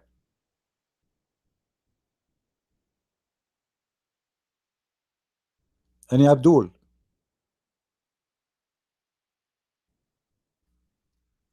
No Abdul?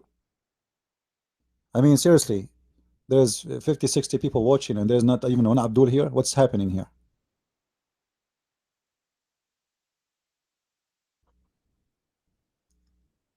Most likely there is a woman, she is wearing short skirt in the TV. This is why all of them are busy.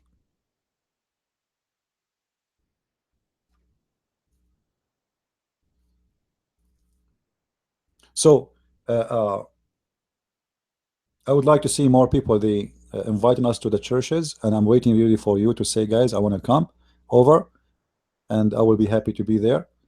And trust me, you will not regret. You will not be sorry for inviting Christian Prince. But just to give you an idea, just to warn you, I am not a minister, so I speak in a church the same I speak here. So don't expect me to be someone that's, you know, the one you hear in the church. I'm totally different. You know how I talk, right? I say it as it is. So you need to inform your church about how I do it. You are an ex-Muslim, Max, because of you. Well, not because of me, because of the truth, my friend. The truth set you free. So, Ocean, you left Islam already, right? You left Islam, correct? What about now? Do you like to learn about the Messiah? Do you have a question for me about the Messiah? Oh, you are an atheist now. Well, if you have a question for me about the Messiah, let me know. I will be happy. I'm so glad that I was able to help you to leave Islam, but I will be more happy and a lot more happy really to see you interested to know, more about the truth. Because my friend, being an atheist is a stage. Like let me tell you something. I never been an atheist, but somehow I was an atheist somehow. How? Like sometime I'm asking myself why God allowed those things happening, why God allowed diseases, why someone he died because of a cancer. So somehow you have inside you have kind of an atheism uh, almost built in. So this is not really a problem to be an atheist. Atheist, it should be a stage of questioning, but should not be a stay and live in stage. So if you like me to help you, I will be happy to help you to tell you about the Messiah and why he is the right person to follow, and what he can make as a difference in your life, and what is the future of your life. If I am an atheist, that's mean I believe that I'm going to sleep and eat and drink, and then tomorrow I'm going to die, and there will be no one, right? Uh, Even scientists prove that those who have belief and faith, they have better life, they have better stability, and they have longer age. I don't know, guys, if you heard of people who suffer from a disease or a problem. You will see that the ones who have hope of God, he can resist more. He have more opportunity to succeed and overcome the disease or the illness. Now, from scientific side, they say to you, because of your hope, that give your body a power of resistance. In my side of belief, I say no. Because I have hope, my hope was answered. My hope was received. Scientists, they say the hope made you stronger, make your cells fight the disease, but they did not give you an answer how hope can do that. I mean, my body is the same as being like, what hope will change? Nothing. And until now, even those who claim to be scientists, they keep repeating a statement for things they cannot understand. They say to you, it's a miracle. Isn't it amazing to hear an atheist saying a miracle? A miracle, like how this guy recovered from his disease, they say to you it's a miracle, which means we cannot explain. So even atheists, they believe in miracles. However, a person who became an atheist is 1,000 times better than someone he want to be a Muslim and he want to stay as a Muslim. At least he don't want to jump in a crowd and kill them by his car just because they are not believing in his belief. However, I would be happy to help you, Ocean. If you need any help from me, just contact me. You can contact me on Facebook, and I will be really happy to do to have some discussion with you. Uh, uh, Anyone here else he left Islam because watching my videos beside the Ocean? And Ocean, let me tell you the news. You see, in Islam, it says that if you don't believe in God, God he hate you. Jesus, he don't hate you, even though you don't believe in him. Actually, he is the opposite. The Messiah, he love everybody, not only those who believe in him. Actually, they asked the Messiah about why you are speaking to those people who they are sinners. Sinners here, people who like do bad things supposedly, or let us say they are not decent in their belief, or even they don't have a belief. Jesus, he said, I came to the sick one, not to the healthy one. So this is how much he love you. He don't consider you a threat to him. He consider you a person who he need help from him. He don't hate you. So what the Messiah he teach us, that if somebody is wrong, we don't hate him for he is being wrong. We help him to see the wrong. It's wrong. We don't hate the sick, we hate the sickness.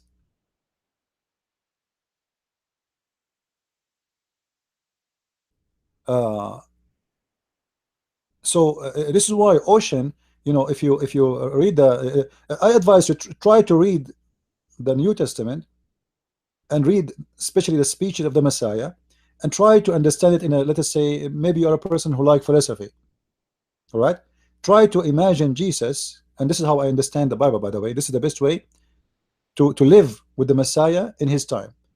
Close your eyes like you read a story, all right? You can play the video, the Bible as an audio, so you can do what I'm saying. You can play the audio, and you close your eyes and imagine yourself in the place, like, to try to adopt the atmosphere. Try to see, imagine how people they are, what kind of clothes they are wearing, what kind of animals they are around, what kind of people they are doing, what they are saying. So try to imagine things, and that will make you live the story of Jesus.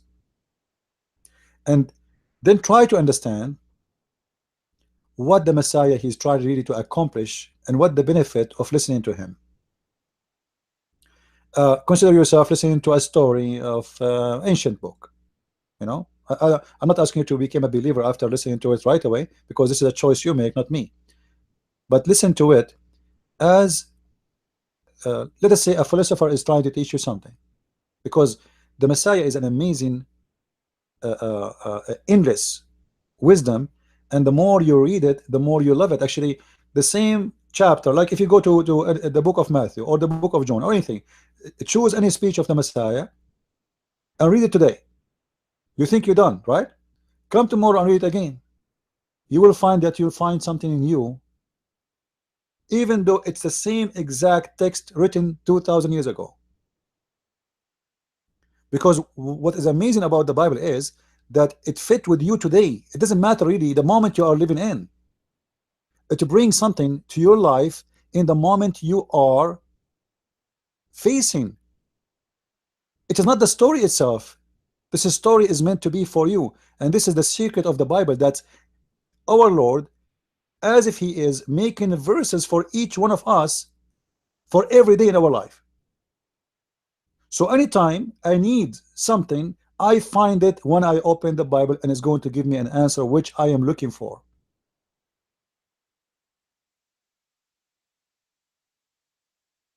There is no way you can read the same chapter twice and you don't find that in the second time you find something in you, in the third time you find something in you, and etc.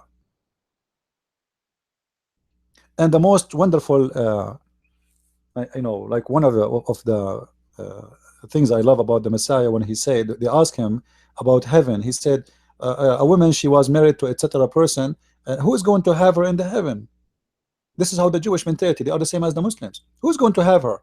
They are worried about who's, they are talking about women as if they are property, and who is going to own her. Look what Jesus said. In the time where women, she was nothing. In the time where women, she is like a property. He said he and she will not get married. They will be the same as angels. For the first time, people, they hear something about he and she being equal.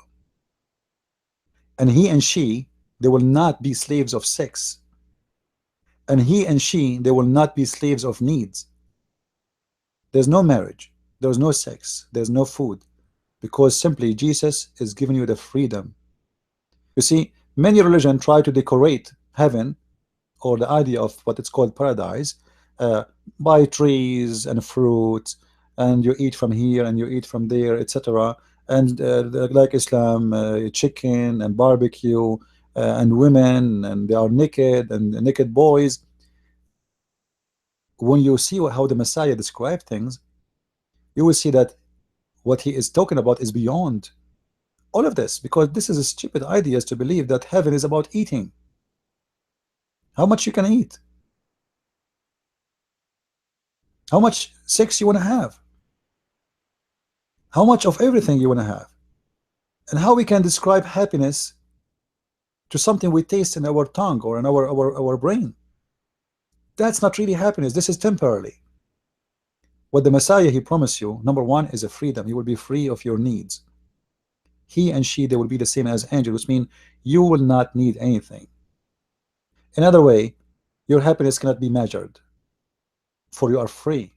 And that's something I can't describe for you because I'm not free yet. I need to sleep, I need to eat, I need to take a shower, I need.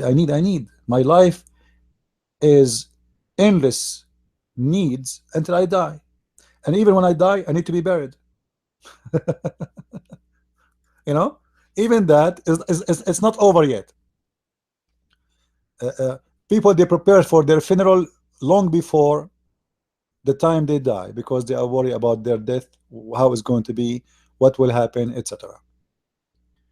So the Messiah is very beautiful. Actually, even in Arabic, by the way, let me show you something in the Quran.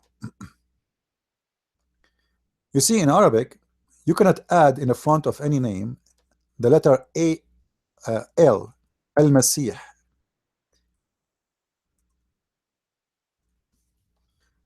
Let me try to make it clear in the screen. You see, this is the name of the Messiah in Arabic. Messiah. In Arabic, it says Al-Masih, which means the first two letters are not really part of the name. This is A-L, A, which means letter A, and L, letter La, from lemonade. L is exactly what is added in the front of the name of Allah. Allah. Allah. La. What L is? L is always, in the old Akkadian language, it is L mean God. L mean God. Muhammad, because he's a fool, he copied the name from the Arabic Christians, and he put it in his Quran without knowing that by saying Al-Masih, he just agreed that he is God. You see, you will not see a Muslim saying Al-Muhammad. Have you ever seen a Muslim saying Al-Muhammad?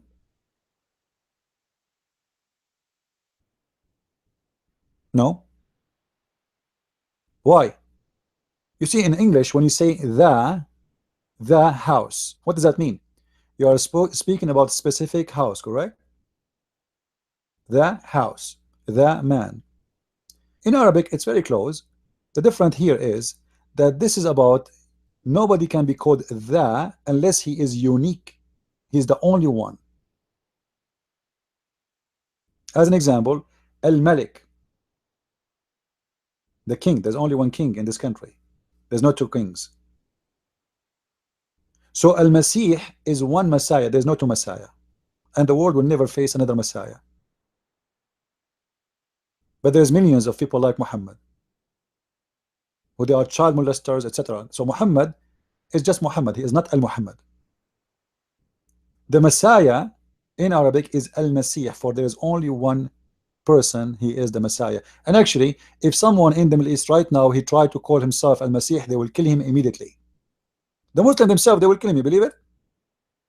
Because the second you call yourself Al-Messiah, it means you claim to be the Messiah, for there is one Messiah only.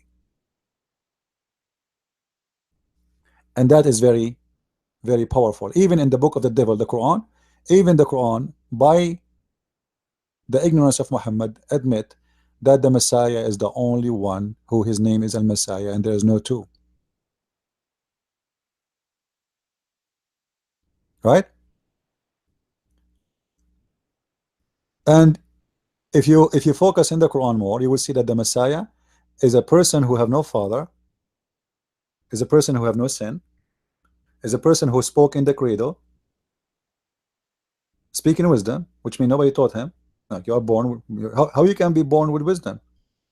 All of us, we need to learn languages. We need to, we cannot speak right away. So the Messiah himself in the Quran is a miracle. He himself is the miracle. You see, prophets before, they did miracles. In the case of the Messiah, Messiah himself is the miracle. And God is a miracle, my friend. When we say the Messiah is a miracle, what does that mean? It means you cannot comprehend how amazing he is. You can't comprehend how his birth can be. It's a miracle. You can't comprehend how his existence come to be, how when he is exist, when he started, when the beginning, when the end, you can't comprehend. There's nothing can describe really how he is. You know, this is why the Jews could not understand the Messiah when he said, before Abraham I am. They said to him, how you can be before Abraham and you are not even 50 years old? For they cannot comprehend his existence, that he exists before his birth.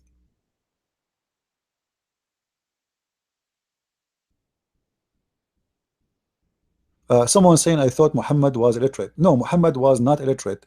This is a mistake. The Muslims, you see, the Muslims are the last one to know what their religion is teaching. But the Muslim knows that the Quran says that Muhammad is Ummi. Ummi. All right? But the fact the Quran, the word Ummi in the Quran, mean illiterate about God, not about writing and reading. If you go to chapter 3, verse number 20, as you see in the screen, and you can go to any Muslim translation, it says, so if they dispute you with thee, say I have submitted, actually surrender, my whole self to Allah, and so I have those who follow me, and say to the people of the book, and those who they are illiterate.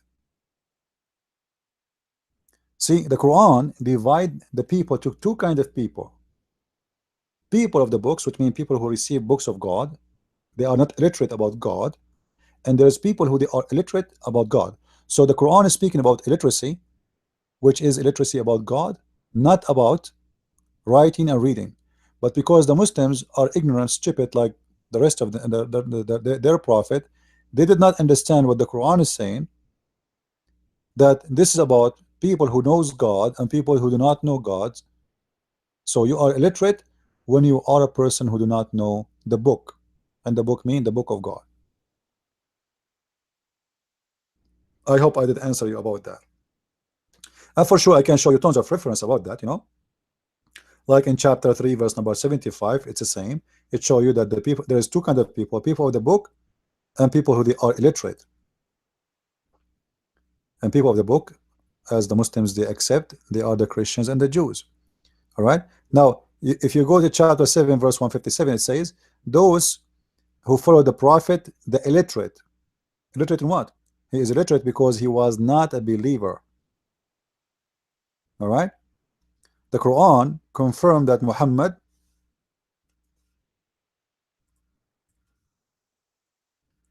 was not a believer, and he was illiterate when it's come to God.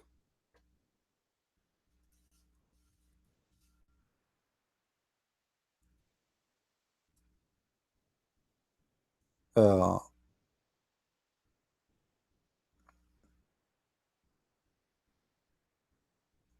read with me here. Chapter 42, verse number 52. Chapter 42, verse number 52. The Quran confirmed that Muhammad was illiterate about God. He was a non-believer. And thus we have we, by our command, sent inspiration to thee. Thou knowest not before what was revelation and what was faith. So Muhammad, he has zero knowledge of revelation and he have zero faith. In other way, either he is a kafir or he is an atheist, which kafir can be a believer in a pagan religion, or he's an atheist. But obviously Muhammad was a pagan who believed in a, you know, in a pagan god, and he's still. But this is the Quran confirming to you that Muhammad, why he is illiterate? Because he have illiteracy about God. So Allah, he said to him, you used to be nothing. You know nothing about faith. You have no faith, and you have no scriptures. And that is exactly what is illiteracy. In the books of religious books, illiteracy is about knowing God, not about writing and reading. Like, it's going to be funny to believe that all the Christians in the time of Muhammad knows how to write, how to read. This is why they call them people of the book. No, they are called people of the book because they receive a book of God. And this is actually what the Torah teach too. Those who they are not receiving the book of God, they are the Gentile. And those who they are following the book of God, they are the believers, not the illiterate. All right. Well, I'm glad to answer you. Anyone have another question? Anyone have any other question? Anything? Don't worry, you can ask the question. I'm not like Muhammad. I don't charge you.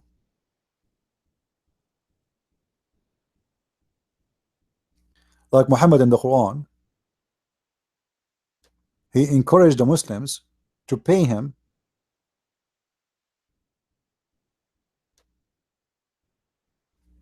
so he can purify them. Imagine, I say to you right now, if you pay me, I purify you. You know, chapter 9 verse number 103, خذ من أموالهم صدقة تطهرهم وتزكيهم بها وصلي عليهم إن صلاتك, etc. So Allah is saying to Muhammad, supposedly Muhammad claimed that Allah is saying that, not him. It's not him who won the money, man. It's Allah. He's saying that to him. So he said, oh Muhammad, of their goods, of their money, take alms, huh? So you might purify them, sanctify them, and pray in their behalf. Do you want somebody to pray in your behalf? What do you think? Pray in my behalf? I pay you, you pray in my behalf? Are you sure? Right? Why Muslim do say Quran has scientific evidence with salt water? No, this is an absolute lie, my friend. They speak about the Quran speak about barzakh. Barzakh is a piece of land between two water. But the Muslims are lying to you. They knew that you do not know Arabic, so they can fool you. All right. Uh, in chapter 25 verse number 53 it says وهو الذي مرج البحرين هذا عذب فرات وهذا ملح أجاج etc. ويجعل بينهما برزخا وحجرا محجورا. We can go right now to Ibn Kathir, and I can show you in front of us in the screen that this is absolutely a false fiction lie the Muslims come with about this story, because the word barzakh mean a piece of land preventing two waters from mixing. Let us go there. Chapter 25 verse number 53. I'm getting the interpretation, and you remember, you know, the Muslims, many of them actually they copy paste from each other. They don't know, they don't speak Arabic. Most of them, they don't speak Arabic, and they believe in the lies they hear around them. But those who have knowledge, or they claim to be scholars, they knew that this is a lie.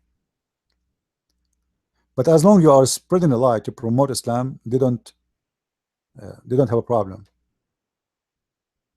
All right, I am in Ibn Kathir page. I'm going to show you the page in a second. What barzakh mean? So you can see from their own scholars that this is absolutely false statement. Here we go.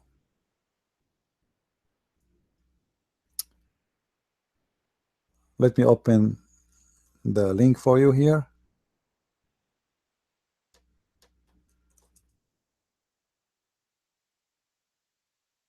All right. I hope the text is clear. Is it clear for you guys? Because this website have a small text somehow. Still you can read it? All right. Read with me here. We go down. Let us see. All right.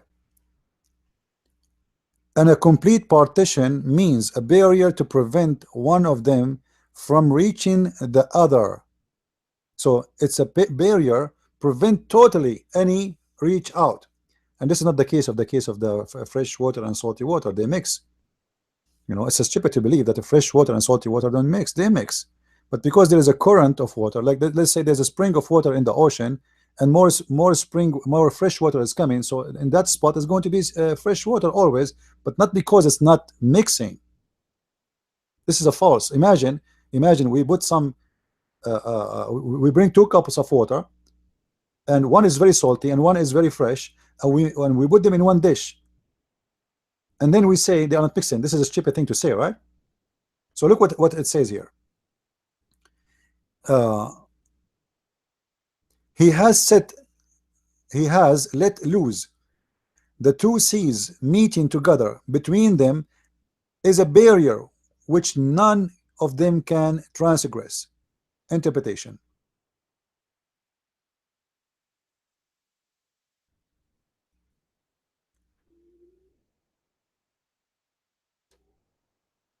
Look what it says. It is not he, is it not he has made the earth as fixed abode, and has placed a river in the midst, and placed firm mountain therein, and set barrier between the two seas. So what he's talking about, that Muhammad believed, actually it's a scientific mistake, that the fresh water and the salty water, they are totally separated and they are never mixing. But because he's ignorant, he do not know that the fresh water, the fact it's coming from the ocean. So this is a scientific mistake. Now, in different verse, let me show you the other verse that will make it more clear. Chapter 55, verse number 20. 55, verse number 20. Let us go there.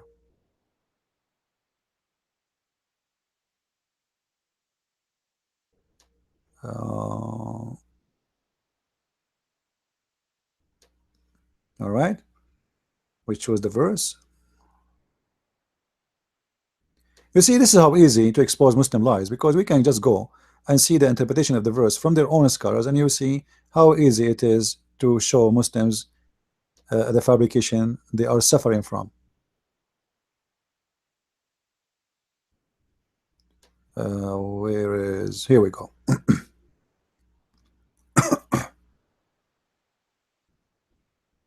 All right, look at this. بينهما برزخ لا يبغيان. Between them a barrier which none of them can transgress. Meaning, he has a placed barrier of the land between those two types of water. So there's barrier between those two type of water. All right. And then, what kind of barrier this barrier is? This barrier is a piece of land. Let me see where I can find it for you, because it says here, it should be somewhere. It's a dry land. A dry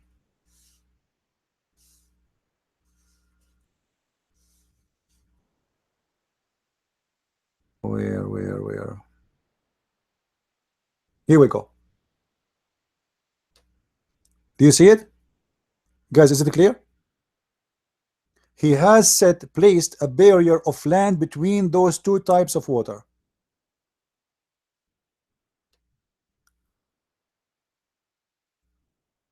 Is it showing on the screen? Let me make the text more big. Do you see it? So this is, the barrier is a piece of land. It is not what the Muslim they say and they lie. Did I answer you? And again, this is a stupid mistake, an error, scientific error in the Quran, because the Quran think or say that the fresh water and the salty water never mix, because Allah, he placed a barrier between the sea and the rivers. And this is absolutely false, because we know how the cycle of the water is, right? The ocean like warm up the water, and then became a steam, and then became a cloud, and then the cloud will be driven by wind and go to the land and make a rain, and then the rain will go back to the ocean. According to the Quran, the story is different. There's a fresh water made by Allah to be fresh water, and there's salty water made by Allah to be fresh salty water, and those are they never mix. So look how the Muslims, they try to create it from a scientific error, a scientific discovery, a miracle. You see how they fabricate? From an error, it became a science. Do you notice what I'm saying?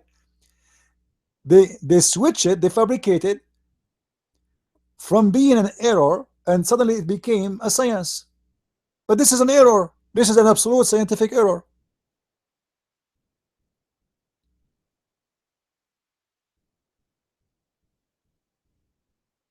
Uh, anyway, guys, I have you know the reason I'm doing broadcast in this YouTube channel because the Muslim they keep flagging me. You know that, right? Uh, so we lost many accounts. Otherwise, I should have like 2 million followers right now. If you actually go and see the people who they have my videos, they have tens of thousands of followers, even though they are posting nothing but my videos only. But because the Muslim Abduls they cannot take it to see Christian Prince is talking, they try to mute him. So subscribe to the Arabian Prophet and this one, and what we can do. This is how it works. All right. No, I'm not in Paltalk right now. I did not open Paltalk actually because I wasn't planning to. I was planning just to do some broadcast, maybe for 15 minutes, but now it's going for like maybe 3 hours. Uh, I really, guys, uh, feel sorry for those who they can be fooled by this propaganda. I remember if somebody speak to you about Quran and science, I have a book. You know my book, right? Go to Amazon right now, just type Christian Prince. You will find one of my books. It's called Quran and Science in Depth. In this book, I refuted, actually in both books, The Deception of Allah and Quran and Science, both of them, they complete each other. And I show you that every scientific miracle Muslims claim to be in the Quran is nothing but absolute fabrication, and it is the opposite. It is the opposite. It's a disaster. This is the book of stupidity. And you know, this is my challenge to the Muslims who they are listening to me right now. Choose for me one chapter in the Quran and challenge me to find you an error right now.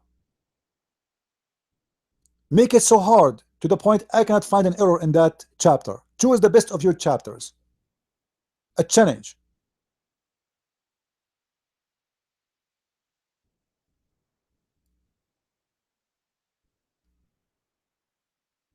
How long is the book you wrote? What do you mean how long? How big?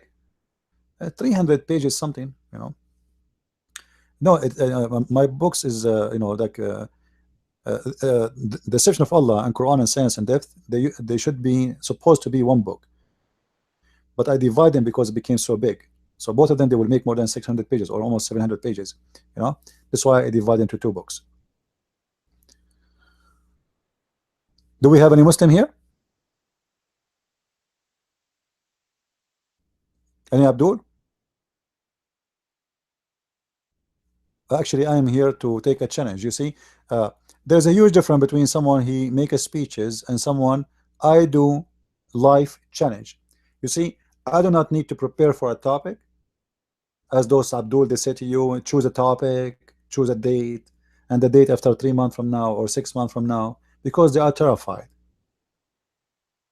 So they go and they print 1,000 paper from the internet, they collect information from website because they have no idea what Islam is about. And even those who claim to be scholars, they don't know how to answer. In my case, I am ready right now, right here, to debate any Muslim. Who there?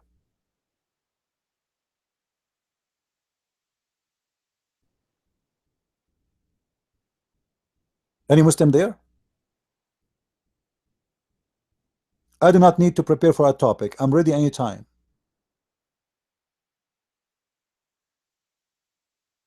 See, so quiet. If this challenge is coming from different Christian, you will see how fast the Muslim to say to him, we will debate you.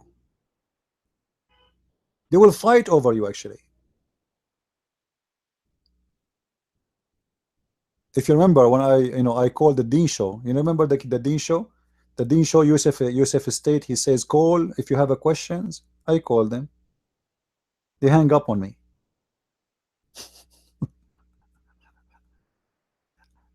Right away, they know that this is the voice of a Christian Prince. They hang up on you.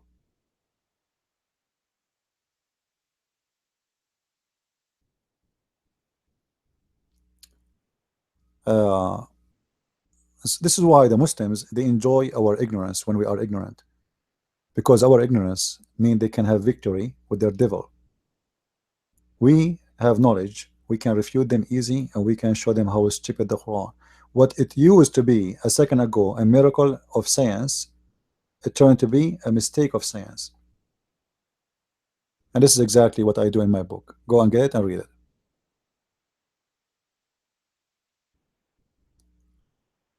Uh, anyway, I think we have enough for today. Remember, guys, tomorrow afternoon, I will open my chat room after 3 o'clock, like between 3 to 3:15, 3:30, something like this. We open our chat room every Friday and every Sunday. All right. So join us. And some people they ask how we can find your room. It's very easy. First of all, when I open my room will be in the top of the section. Is that correct, guys? I open my room right away. All the Muslim rooms shrink. That's it. I will be always in the top. So you go to the social issue, then to human rights, then my room is what's Allah and what is Islam. However, the easiest way to add me to join my room is to add my name in Paltalk, which is a Christian Prince and Christian underscore Prince, like this. Christian Prince. Add me to your list. If I am online, by the way, some people they might fake the name, try to make it look the same, but it's not. However, the easiest way to know that this is the true me, if you add me and I am online, it's mean I am in my room, because I don't go in Paltalk if I'm not in my room. You will find a link next to my name, and the link it says what is Allah and what is Islam. You know, so you add me, you will find the link next to my name. You click at the link, you can be in the room in a second. This is the fastest and the easiest way to join. All right. Any other question? You should start calling those popular Muslims propaganda. Yeah, but you know they can sue you for harassment. You know that. They can cry out and say this guy is harassing us. This is what happened. You know, this is what they do. Otherwise, I will be happy to talk to them. Like I tried to contact Zakir Naik, and he said, supposedly this is his Facebook. I don't know if it's him or somebody here represent him. He said he agreed to debate you if you bring 2,000 with you to the debate. Like he named a place to debate in, and I have to bring with me 2,000 people. Imagine I'm paying for a ticket of 2,000 people to go with me to attend the debate. That's amazing, isn't it? And to do what? Just to debate Zakir Naik.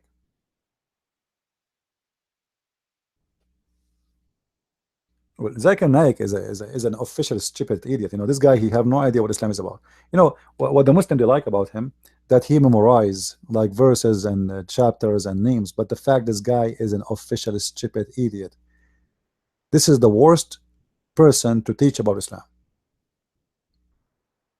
And his logic is amazing. Like, you remember when a woman, she asked him about why there's no women, she is a prophet. He said, brother sister, to be sure, first of all, there's no woman in Islam to the prophet. We need to confirm that. And the reason there's no woman in Islam to the prophet, because if he the prophet, he have to do the congregation for the prayer. If he did the congregation for prayer, he have to bend over. If he bent over, you know, which means if she bent over, the Muslim, they will look at her ass. I mean, how stupid you are to say such a thing. That she can't be a prophet, and the problem is her ass. May Allah ask you. That's a lot of ass propaganda. So what is preventing the women from being a prophet? That because she have an ass. If she don't have an ass, well, there's no problem. But guess what? There's a hadith. There's a hadith about a Muslim men. They complain about a guy who was praying for them as an imam, but he have a nice ass. I'm serious. They went to the caliph and they complained that this guy, he is seducing them with his ass. But the caliph, he said, well, still, even if he's even he's a gay seducing you with his ass, still you have to pray behind him. He is your imam. And let me see if I can find you the hadith. Here we go.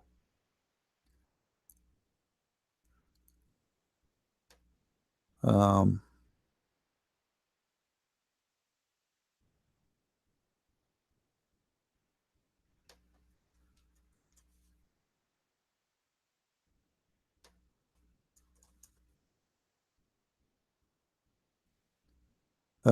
here we go. Do you see it? They came in front of Uthman and they complain that there is a guy who is a feminine, he is a gay, you know, this is the word mukhannath in Arabic, and they complain that this guy is seducing us with his ass. So the caliph, he said, well, he is your imam, and you have no choice but to pray behind him. What you can do? And this is one of the funny things about Muslims and Islam, that a Muslim can be seduced by anything. Just a butt of a Muslim man, he is now excited, and he have a problem. Do you see it? You see, always I show the reference for whatever I say. So when Zakir Naik he speak about a Muslim woman, she can't be a prophet. Well, I know, I mean, like, what the problem now? This is not a woman, she is a man. It's a man, and still the Muslims are getting horny for seeing a bum of a Muslim man who is obviously he have a nice bum, and this is the problem now. No, not Tony. It's the problem is why they are thinking about his bum in a sexual way. You know what I mean? You are in a stage of a prayer right now, and you are a decent man. You are a humble man praying to God. Why in this moment you are thinking of the bum or the ass of the man? Why you are looking there? If you look at the Muslim prayer, when they bend down, they should not be looking at the ass of somebody in front of them. They should their head should be down. So why they are looking?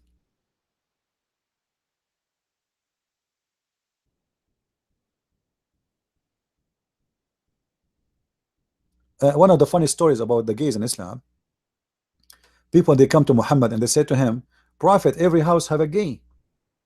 You know, do something. The women are complaining. You know, look like men. They are not having sex with women no more. So the Prophet he said to them, what I should do? They said, order everybody to kick the gays from their houses. I said, okay, kick them from their houses. Kick them from your houses. And then said to him, what about the gay in your house? The gay in the house of the Prophet? What the gay what the gay is doing in the house of the Prophet? Any Muslim can tell us? I will give you three choices. The Prophet, he used to play chess with the gay. They used to play hide and seek. They used to play spank me game. Why the Prophet he have a gay in his house?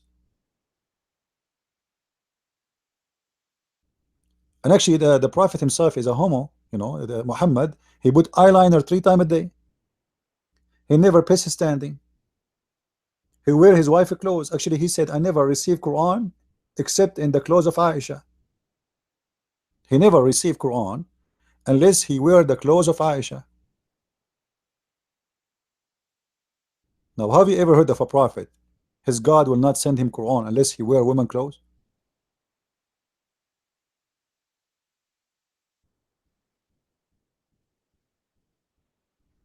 And not only this, you know, there's a lot of more stupid things in Islam. As an example, you see the Muslims, as long Tony, I see his icon, his picture there. He is our brother from. He's an African. You know, Tony, do you know what Islam teach about African? Allah will not allow black people to enter heaven. Before you enter heaven, Allah will make you white. No black is allowed to enter heaven. There is no black. Heaven is pure white people. If we go to chapter 3 verse 106, it says يَوْمَ تَبْيَضُّ وُجُوهُ وَتَسْوَدُّ وُجُوهُ, the day where faces will become white and faces will turn black. The Muslim, they try to say to you, oh, this is a metaphorical, it's not what you think, blah blah blah blah blah. Oh, hold on. Are you sure?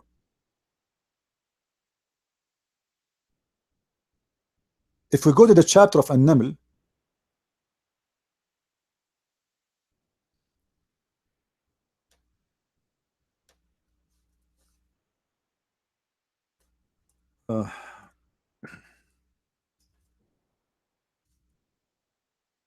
you will see that there is a beast.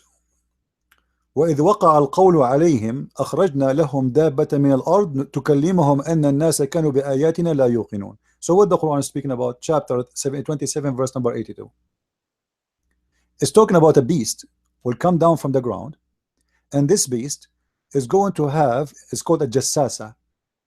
This beast is going to have the stick of Moses and the ring of Solomon, and is going to hit the face of the Muslim in, with the stick of Moses, and he will turn to be white, and is going to hit the face of non-Muslim with the ring of Solomon, and he will turn to be black.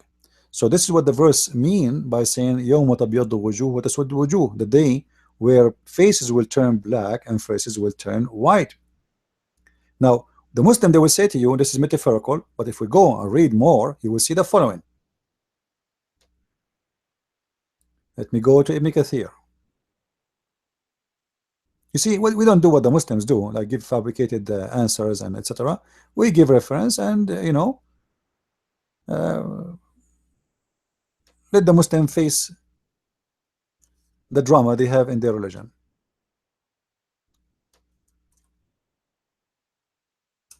This is Ibn Kathir speaking about the beast who will emerge from the ground, at the end of the time, and he will teach people Quran, and he will come out, and this beast will come out, and is going to have the stick of Moses and the ring of Solomon. Let me show you the reference.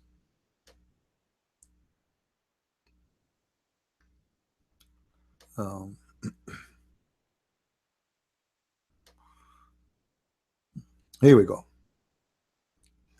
Is the text clear, guys? Is the text clear from your side? Can you read it? The English one? Tell me please if it's not clear. A beast will emerge from the earth, and it will be the staff of Musa and the ring of Solomon. So it's going to have the staff of Moses and the ring of Solomon. And obviously this is have to do with legions and like fiction stories. And it will make the face of the believer bright. The translation, by the way, here is false, not bright. It's going to make it white with the ring. All right, and here the story here, and every story have different. Some they say with the ring will make it white, and with the stick will make it black, and say the opposite. So we'll make it bright with the ring until when they gather to eat, they will be able to recognize the believer from the disbeliever. How they recognize them? By their faces, their color. The color will change. Now, just to show you how the Muslim lie in the translation, read with me. It will strike the nose of the disbelievers with the ring. All right, and it will make his face of the believer bright with the staff until, look here how the method changed in the same page. So now he will hit the face of the believer, this believer, with the ring, as I said, ring of Solomon, and will hit the believer with the staff of Moses. And then until when people they gather for a meal, they will say to each other, "Oh, believer or disbeliever," which means they recognize each other from the color. And then it says, this is the description of the beast. It is the head like the head of the bull, it's the eyes like the eyes of a pig, it is ears like the ears of an elephant, it's horn like an horn of a stag, it's etc. It's a stupid the description. And actually Muhammad here is copying description from the book of Revelation. All right, but Muhammad always, when he copies stories, he fabricates a lot of things and he make it look stupid and crazy. And the hench of the cat and etc. of the color of the tiger, and the chest of a lion, etc. And then he continue, and the legs of a camel, and between each one of them the pair of it join the distance of 12 cubit. It will bring out the staff of Moses and the ring of Solomon. And then no believer left without making a white spot on his face. Do you see it? Do you see it says white spot? Remember before in the translation they said they translate the white as a bright. Now they say the truth. It's a white spot. So the beast will hit you right away in your face, and a white spot will be in your face, and that white spot will extend until it cover all your body, and you turn to be totally white. All right, here which will spread until his face is shining white result. Do you see it, Tony? Tony, do you see the text? Let me give you the link so you can share it maybe in your Facebook if you wish. I don't know if links are going to allowed to post in YouTube. We can try. Guys, can you see the link or no link? You can see it? Is the link showing in the text in the chat? Because I posted in the chat.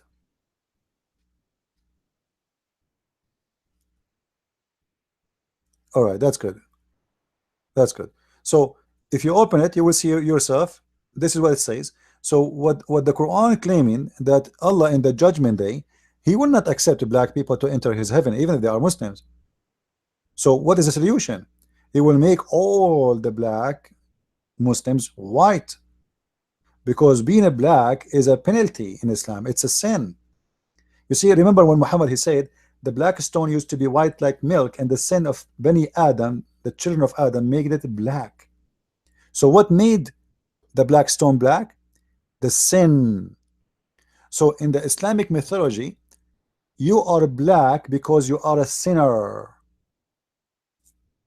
You got the idea, Tony? You are black because you are a sinner. Sin make you black. The black stone was white like milk, but the sin of mankind made it black. This is why we see Muhammad, he want to kill the black dog, he want to kill a black bird. He hated black color, he hated black animals. Any animal is a pure black should be killed. And now you know, like this is not a statement of someone he claimed to be a prophet. This is a statement of someone he hated black people and he is racist. They ask him, they ask Muhammad, what distinguish the black dog from the yellow dog? Look,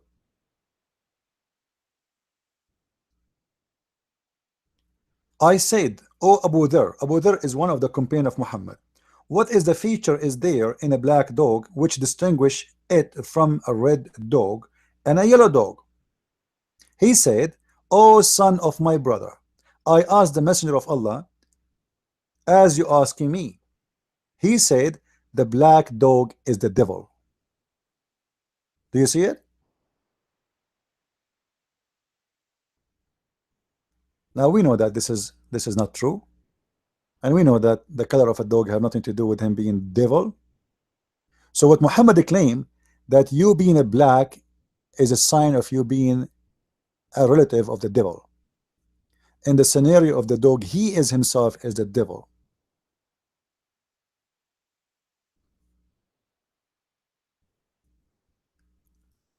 And the Muslims, because they believe blindly, you ask them about why the black dog is a devil, because he is. Why he is? Obviously Muhammad is a false prophet. There's no one, he claimed that he knew God, he will say such a stupid thing. This is just a poor dog.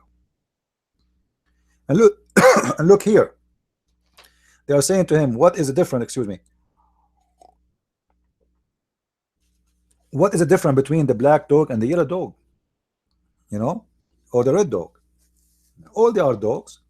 What is different? It's the color. The only difference between them is the color. Well, you know, because Tony, the problem is that we as a Christians, we are not doing our duty to expose this cult. You see, here we go. I keep saying, who wanna invite me to his church? You know what I mean, Tony? Who wanna invite me to his church? And look at them, nobody invited me. Few. So what do you expect? Ignorance. Ignorance, my friend, lead to everything. Like imagine yourself, you are walking blind in the middle of, you know, like when you are living in your house, and this is your house, you know every inch in it, and you lose electricity, you start using your hand to find the door, right? Even though this is a house you live in always. This is a place where you spend your life in. Still, you are now in the stage of being blind, and you cannot see. You are so careful about your you know your how you walk.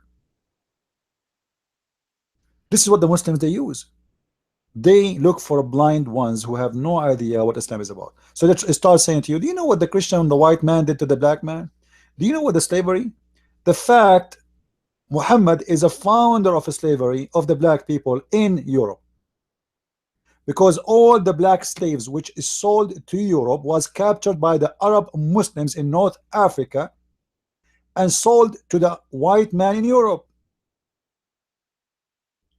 The white man did not go and capture black people in Africa. It was the Arab man who they capture the black people in Africa, and they sold them out to the white man in Europe. And then they lie to you and they say to you Islam is against slavery. Actually, the Quran promotes slavery.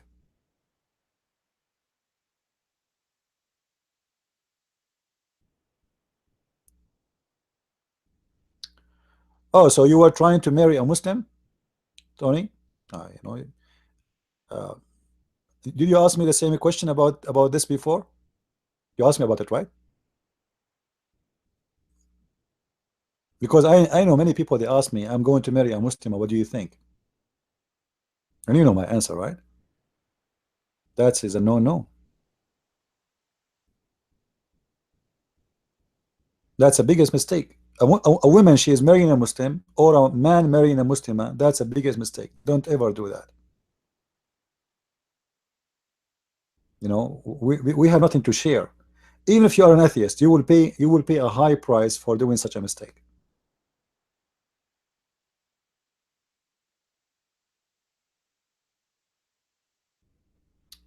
Anyway, I'm here to help, and I'm happy to see people learning and getting the education they are seeking.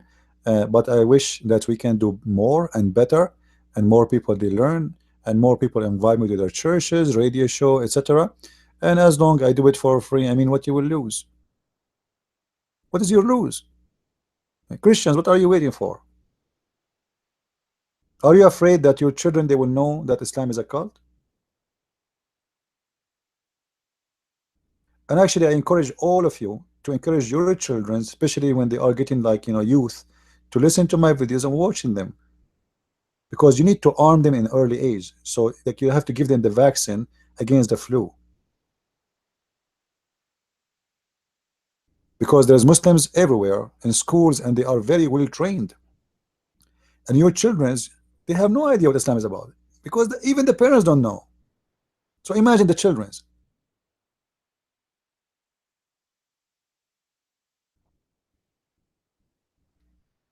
The more ignorance we have, the more the problem is bigger. Any other question? Anyone have a question for me?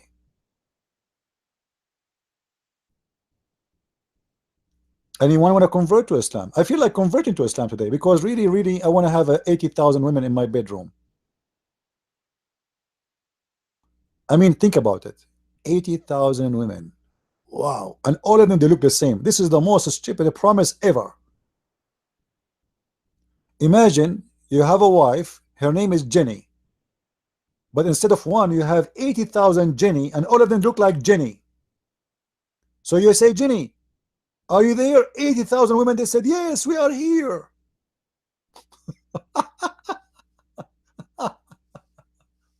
Oh boy. This is how mad, stupid this religion is.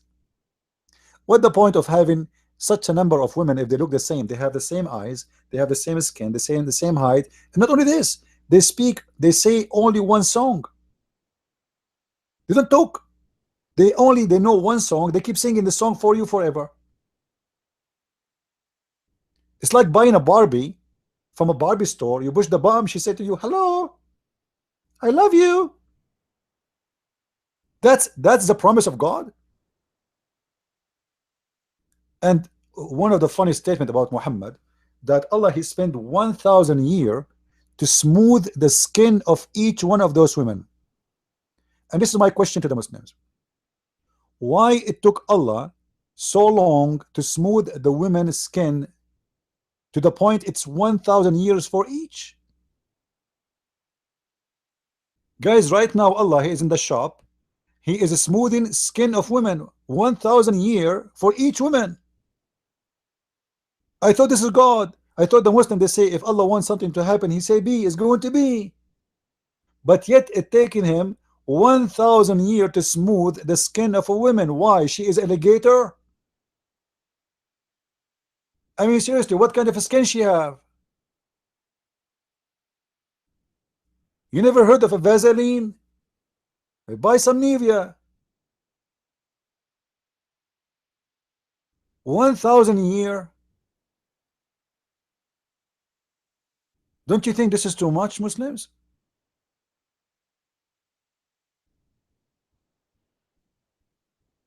I know this is really weird.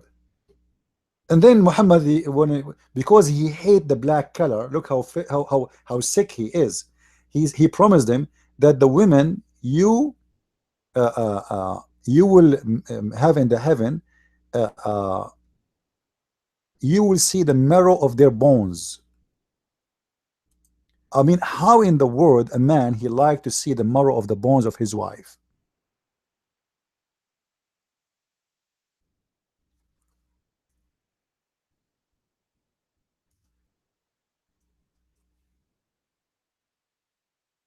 Why I want to see that?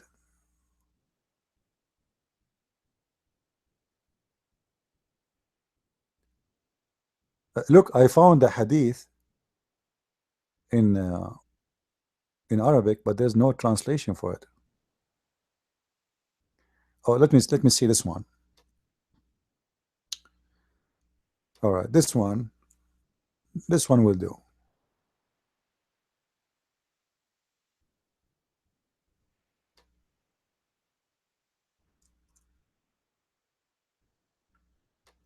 You will see the marrow of the bones of your wives. Huh. For some reason, I cannot find the hadith. Hold on. That cannot be right. That will not be good for my reputation. Christian Prince always he find his reference live on air. Here we go. Do you see it?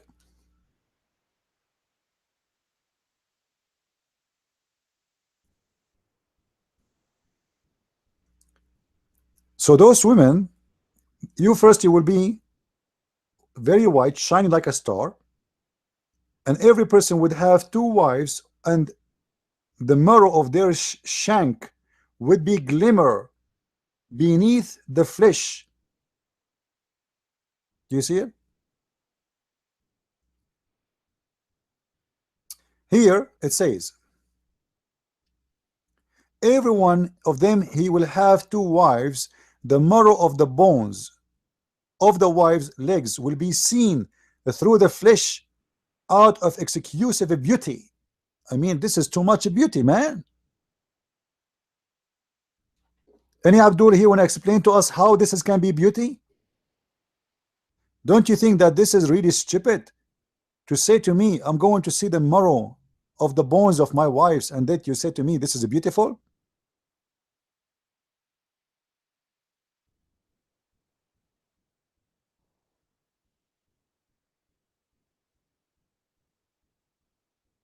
Well, they used to, the hadith, they have a lot of contradiction, but how they used to do ablution together.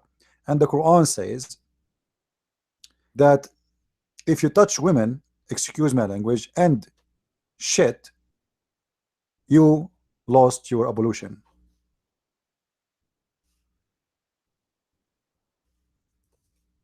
So how that can be?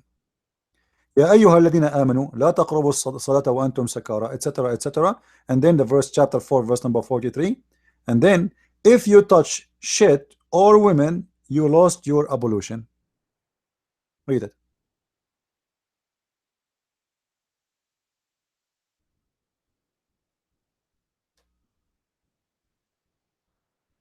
Do you see it?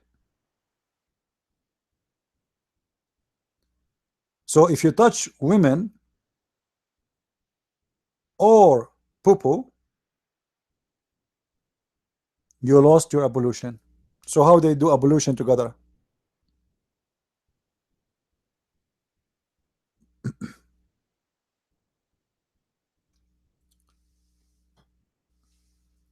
Anyway, really, I am not interested to have a woman. I can see the marrow of her bones. I prefer to have a wife. She is black. Who cares if she's black? Actually, there's a lot of women. They are black. They are 10 times more pretty than a blonde woman. Correct, guys? It cannot have nothing to do with the beauty. This is a big fat lie. And the beauty is about percentage. It's about how you observe things. You know, this is why you see someone. He's tall. He marries someone. She is very short. For him, she is very beautiful. For her, he is very handsome. For different women, it is going to be the opposite. So beauty is about the one who is observing how he see the beauty in his eyes, in his attraction, what he like, what he don't like. Sometimes you will find a woman, she's married to a man, he don't look good at all, but for her, he is the most handsome man ever. So the promises of Muhammad is the promises of a racist Arab. The Arab, they love white women. You see, if you have a darker skin in the Middle East, you will suffer the consequence. You will have a hard time to get married. Because those Arab, they like white women. This is why number one imported women in the Middle East is Muslim women from Bosnia. Because they are cheap to buy, they are cheap to ship, they are cheap to process, and they are cheap to have. So they fly to Bosnia. Women there, they are beautiful, and they are Muslims. We are talking about Muslim women there, and they marry them, marry 2 or 3 or 4, and they bring them.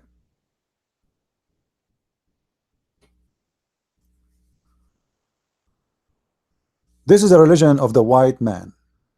Islam is not a religion for the black man. And the Muslims, they try to lie to you, says to you that Islam is against slavery and Islam make people equal.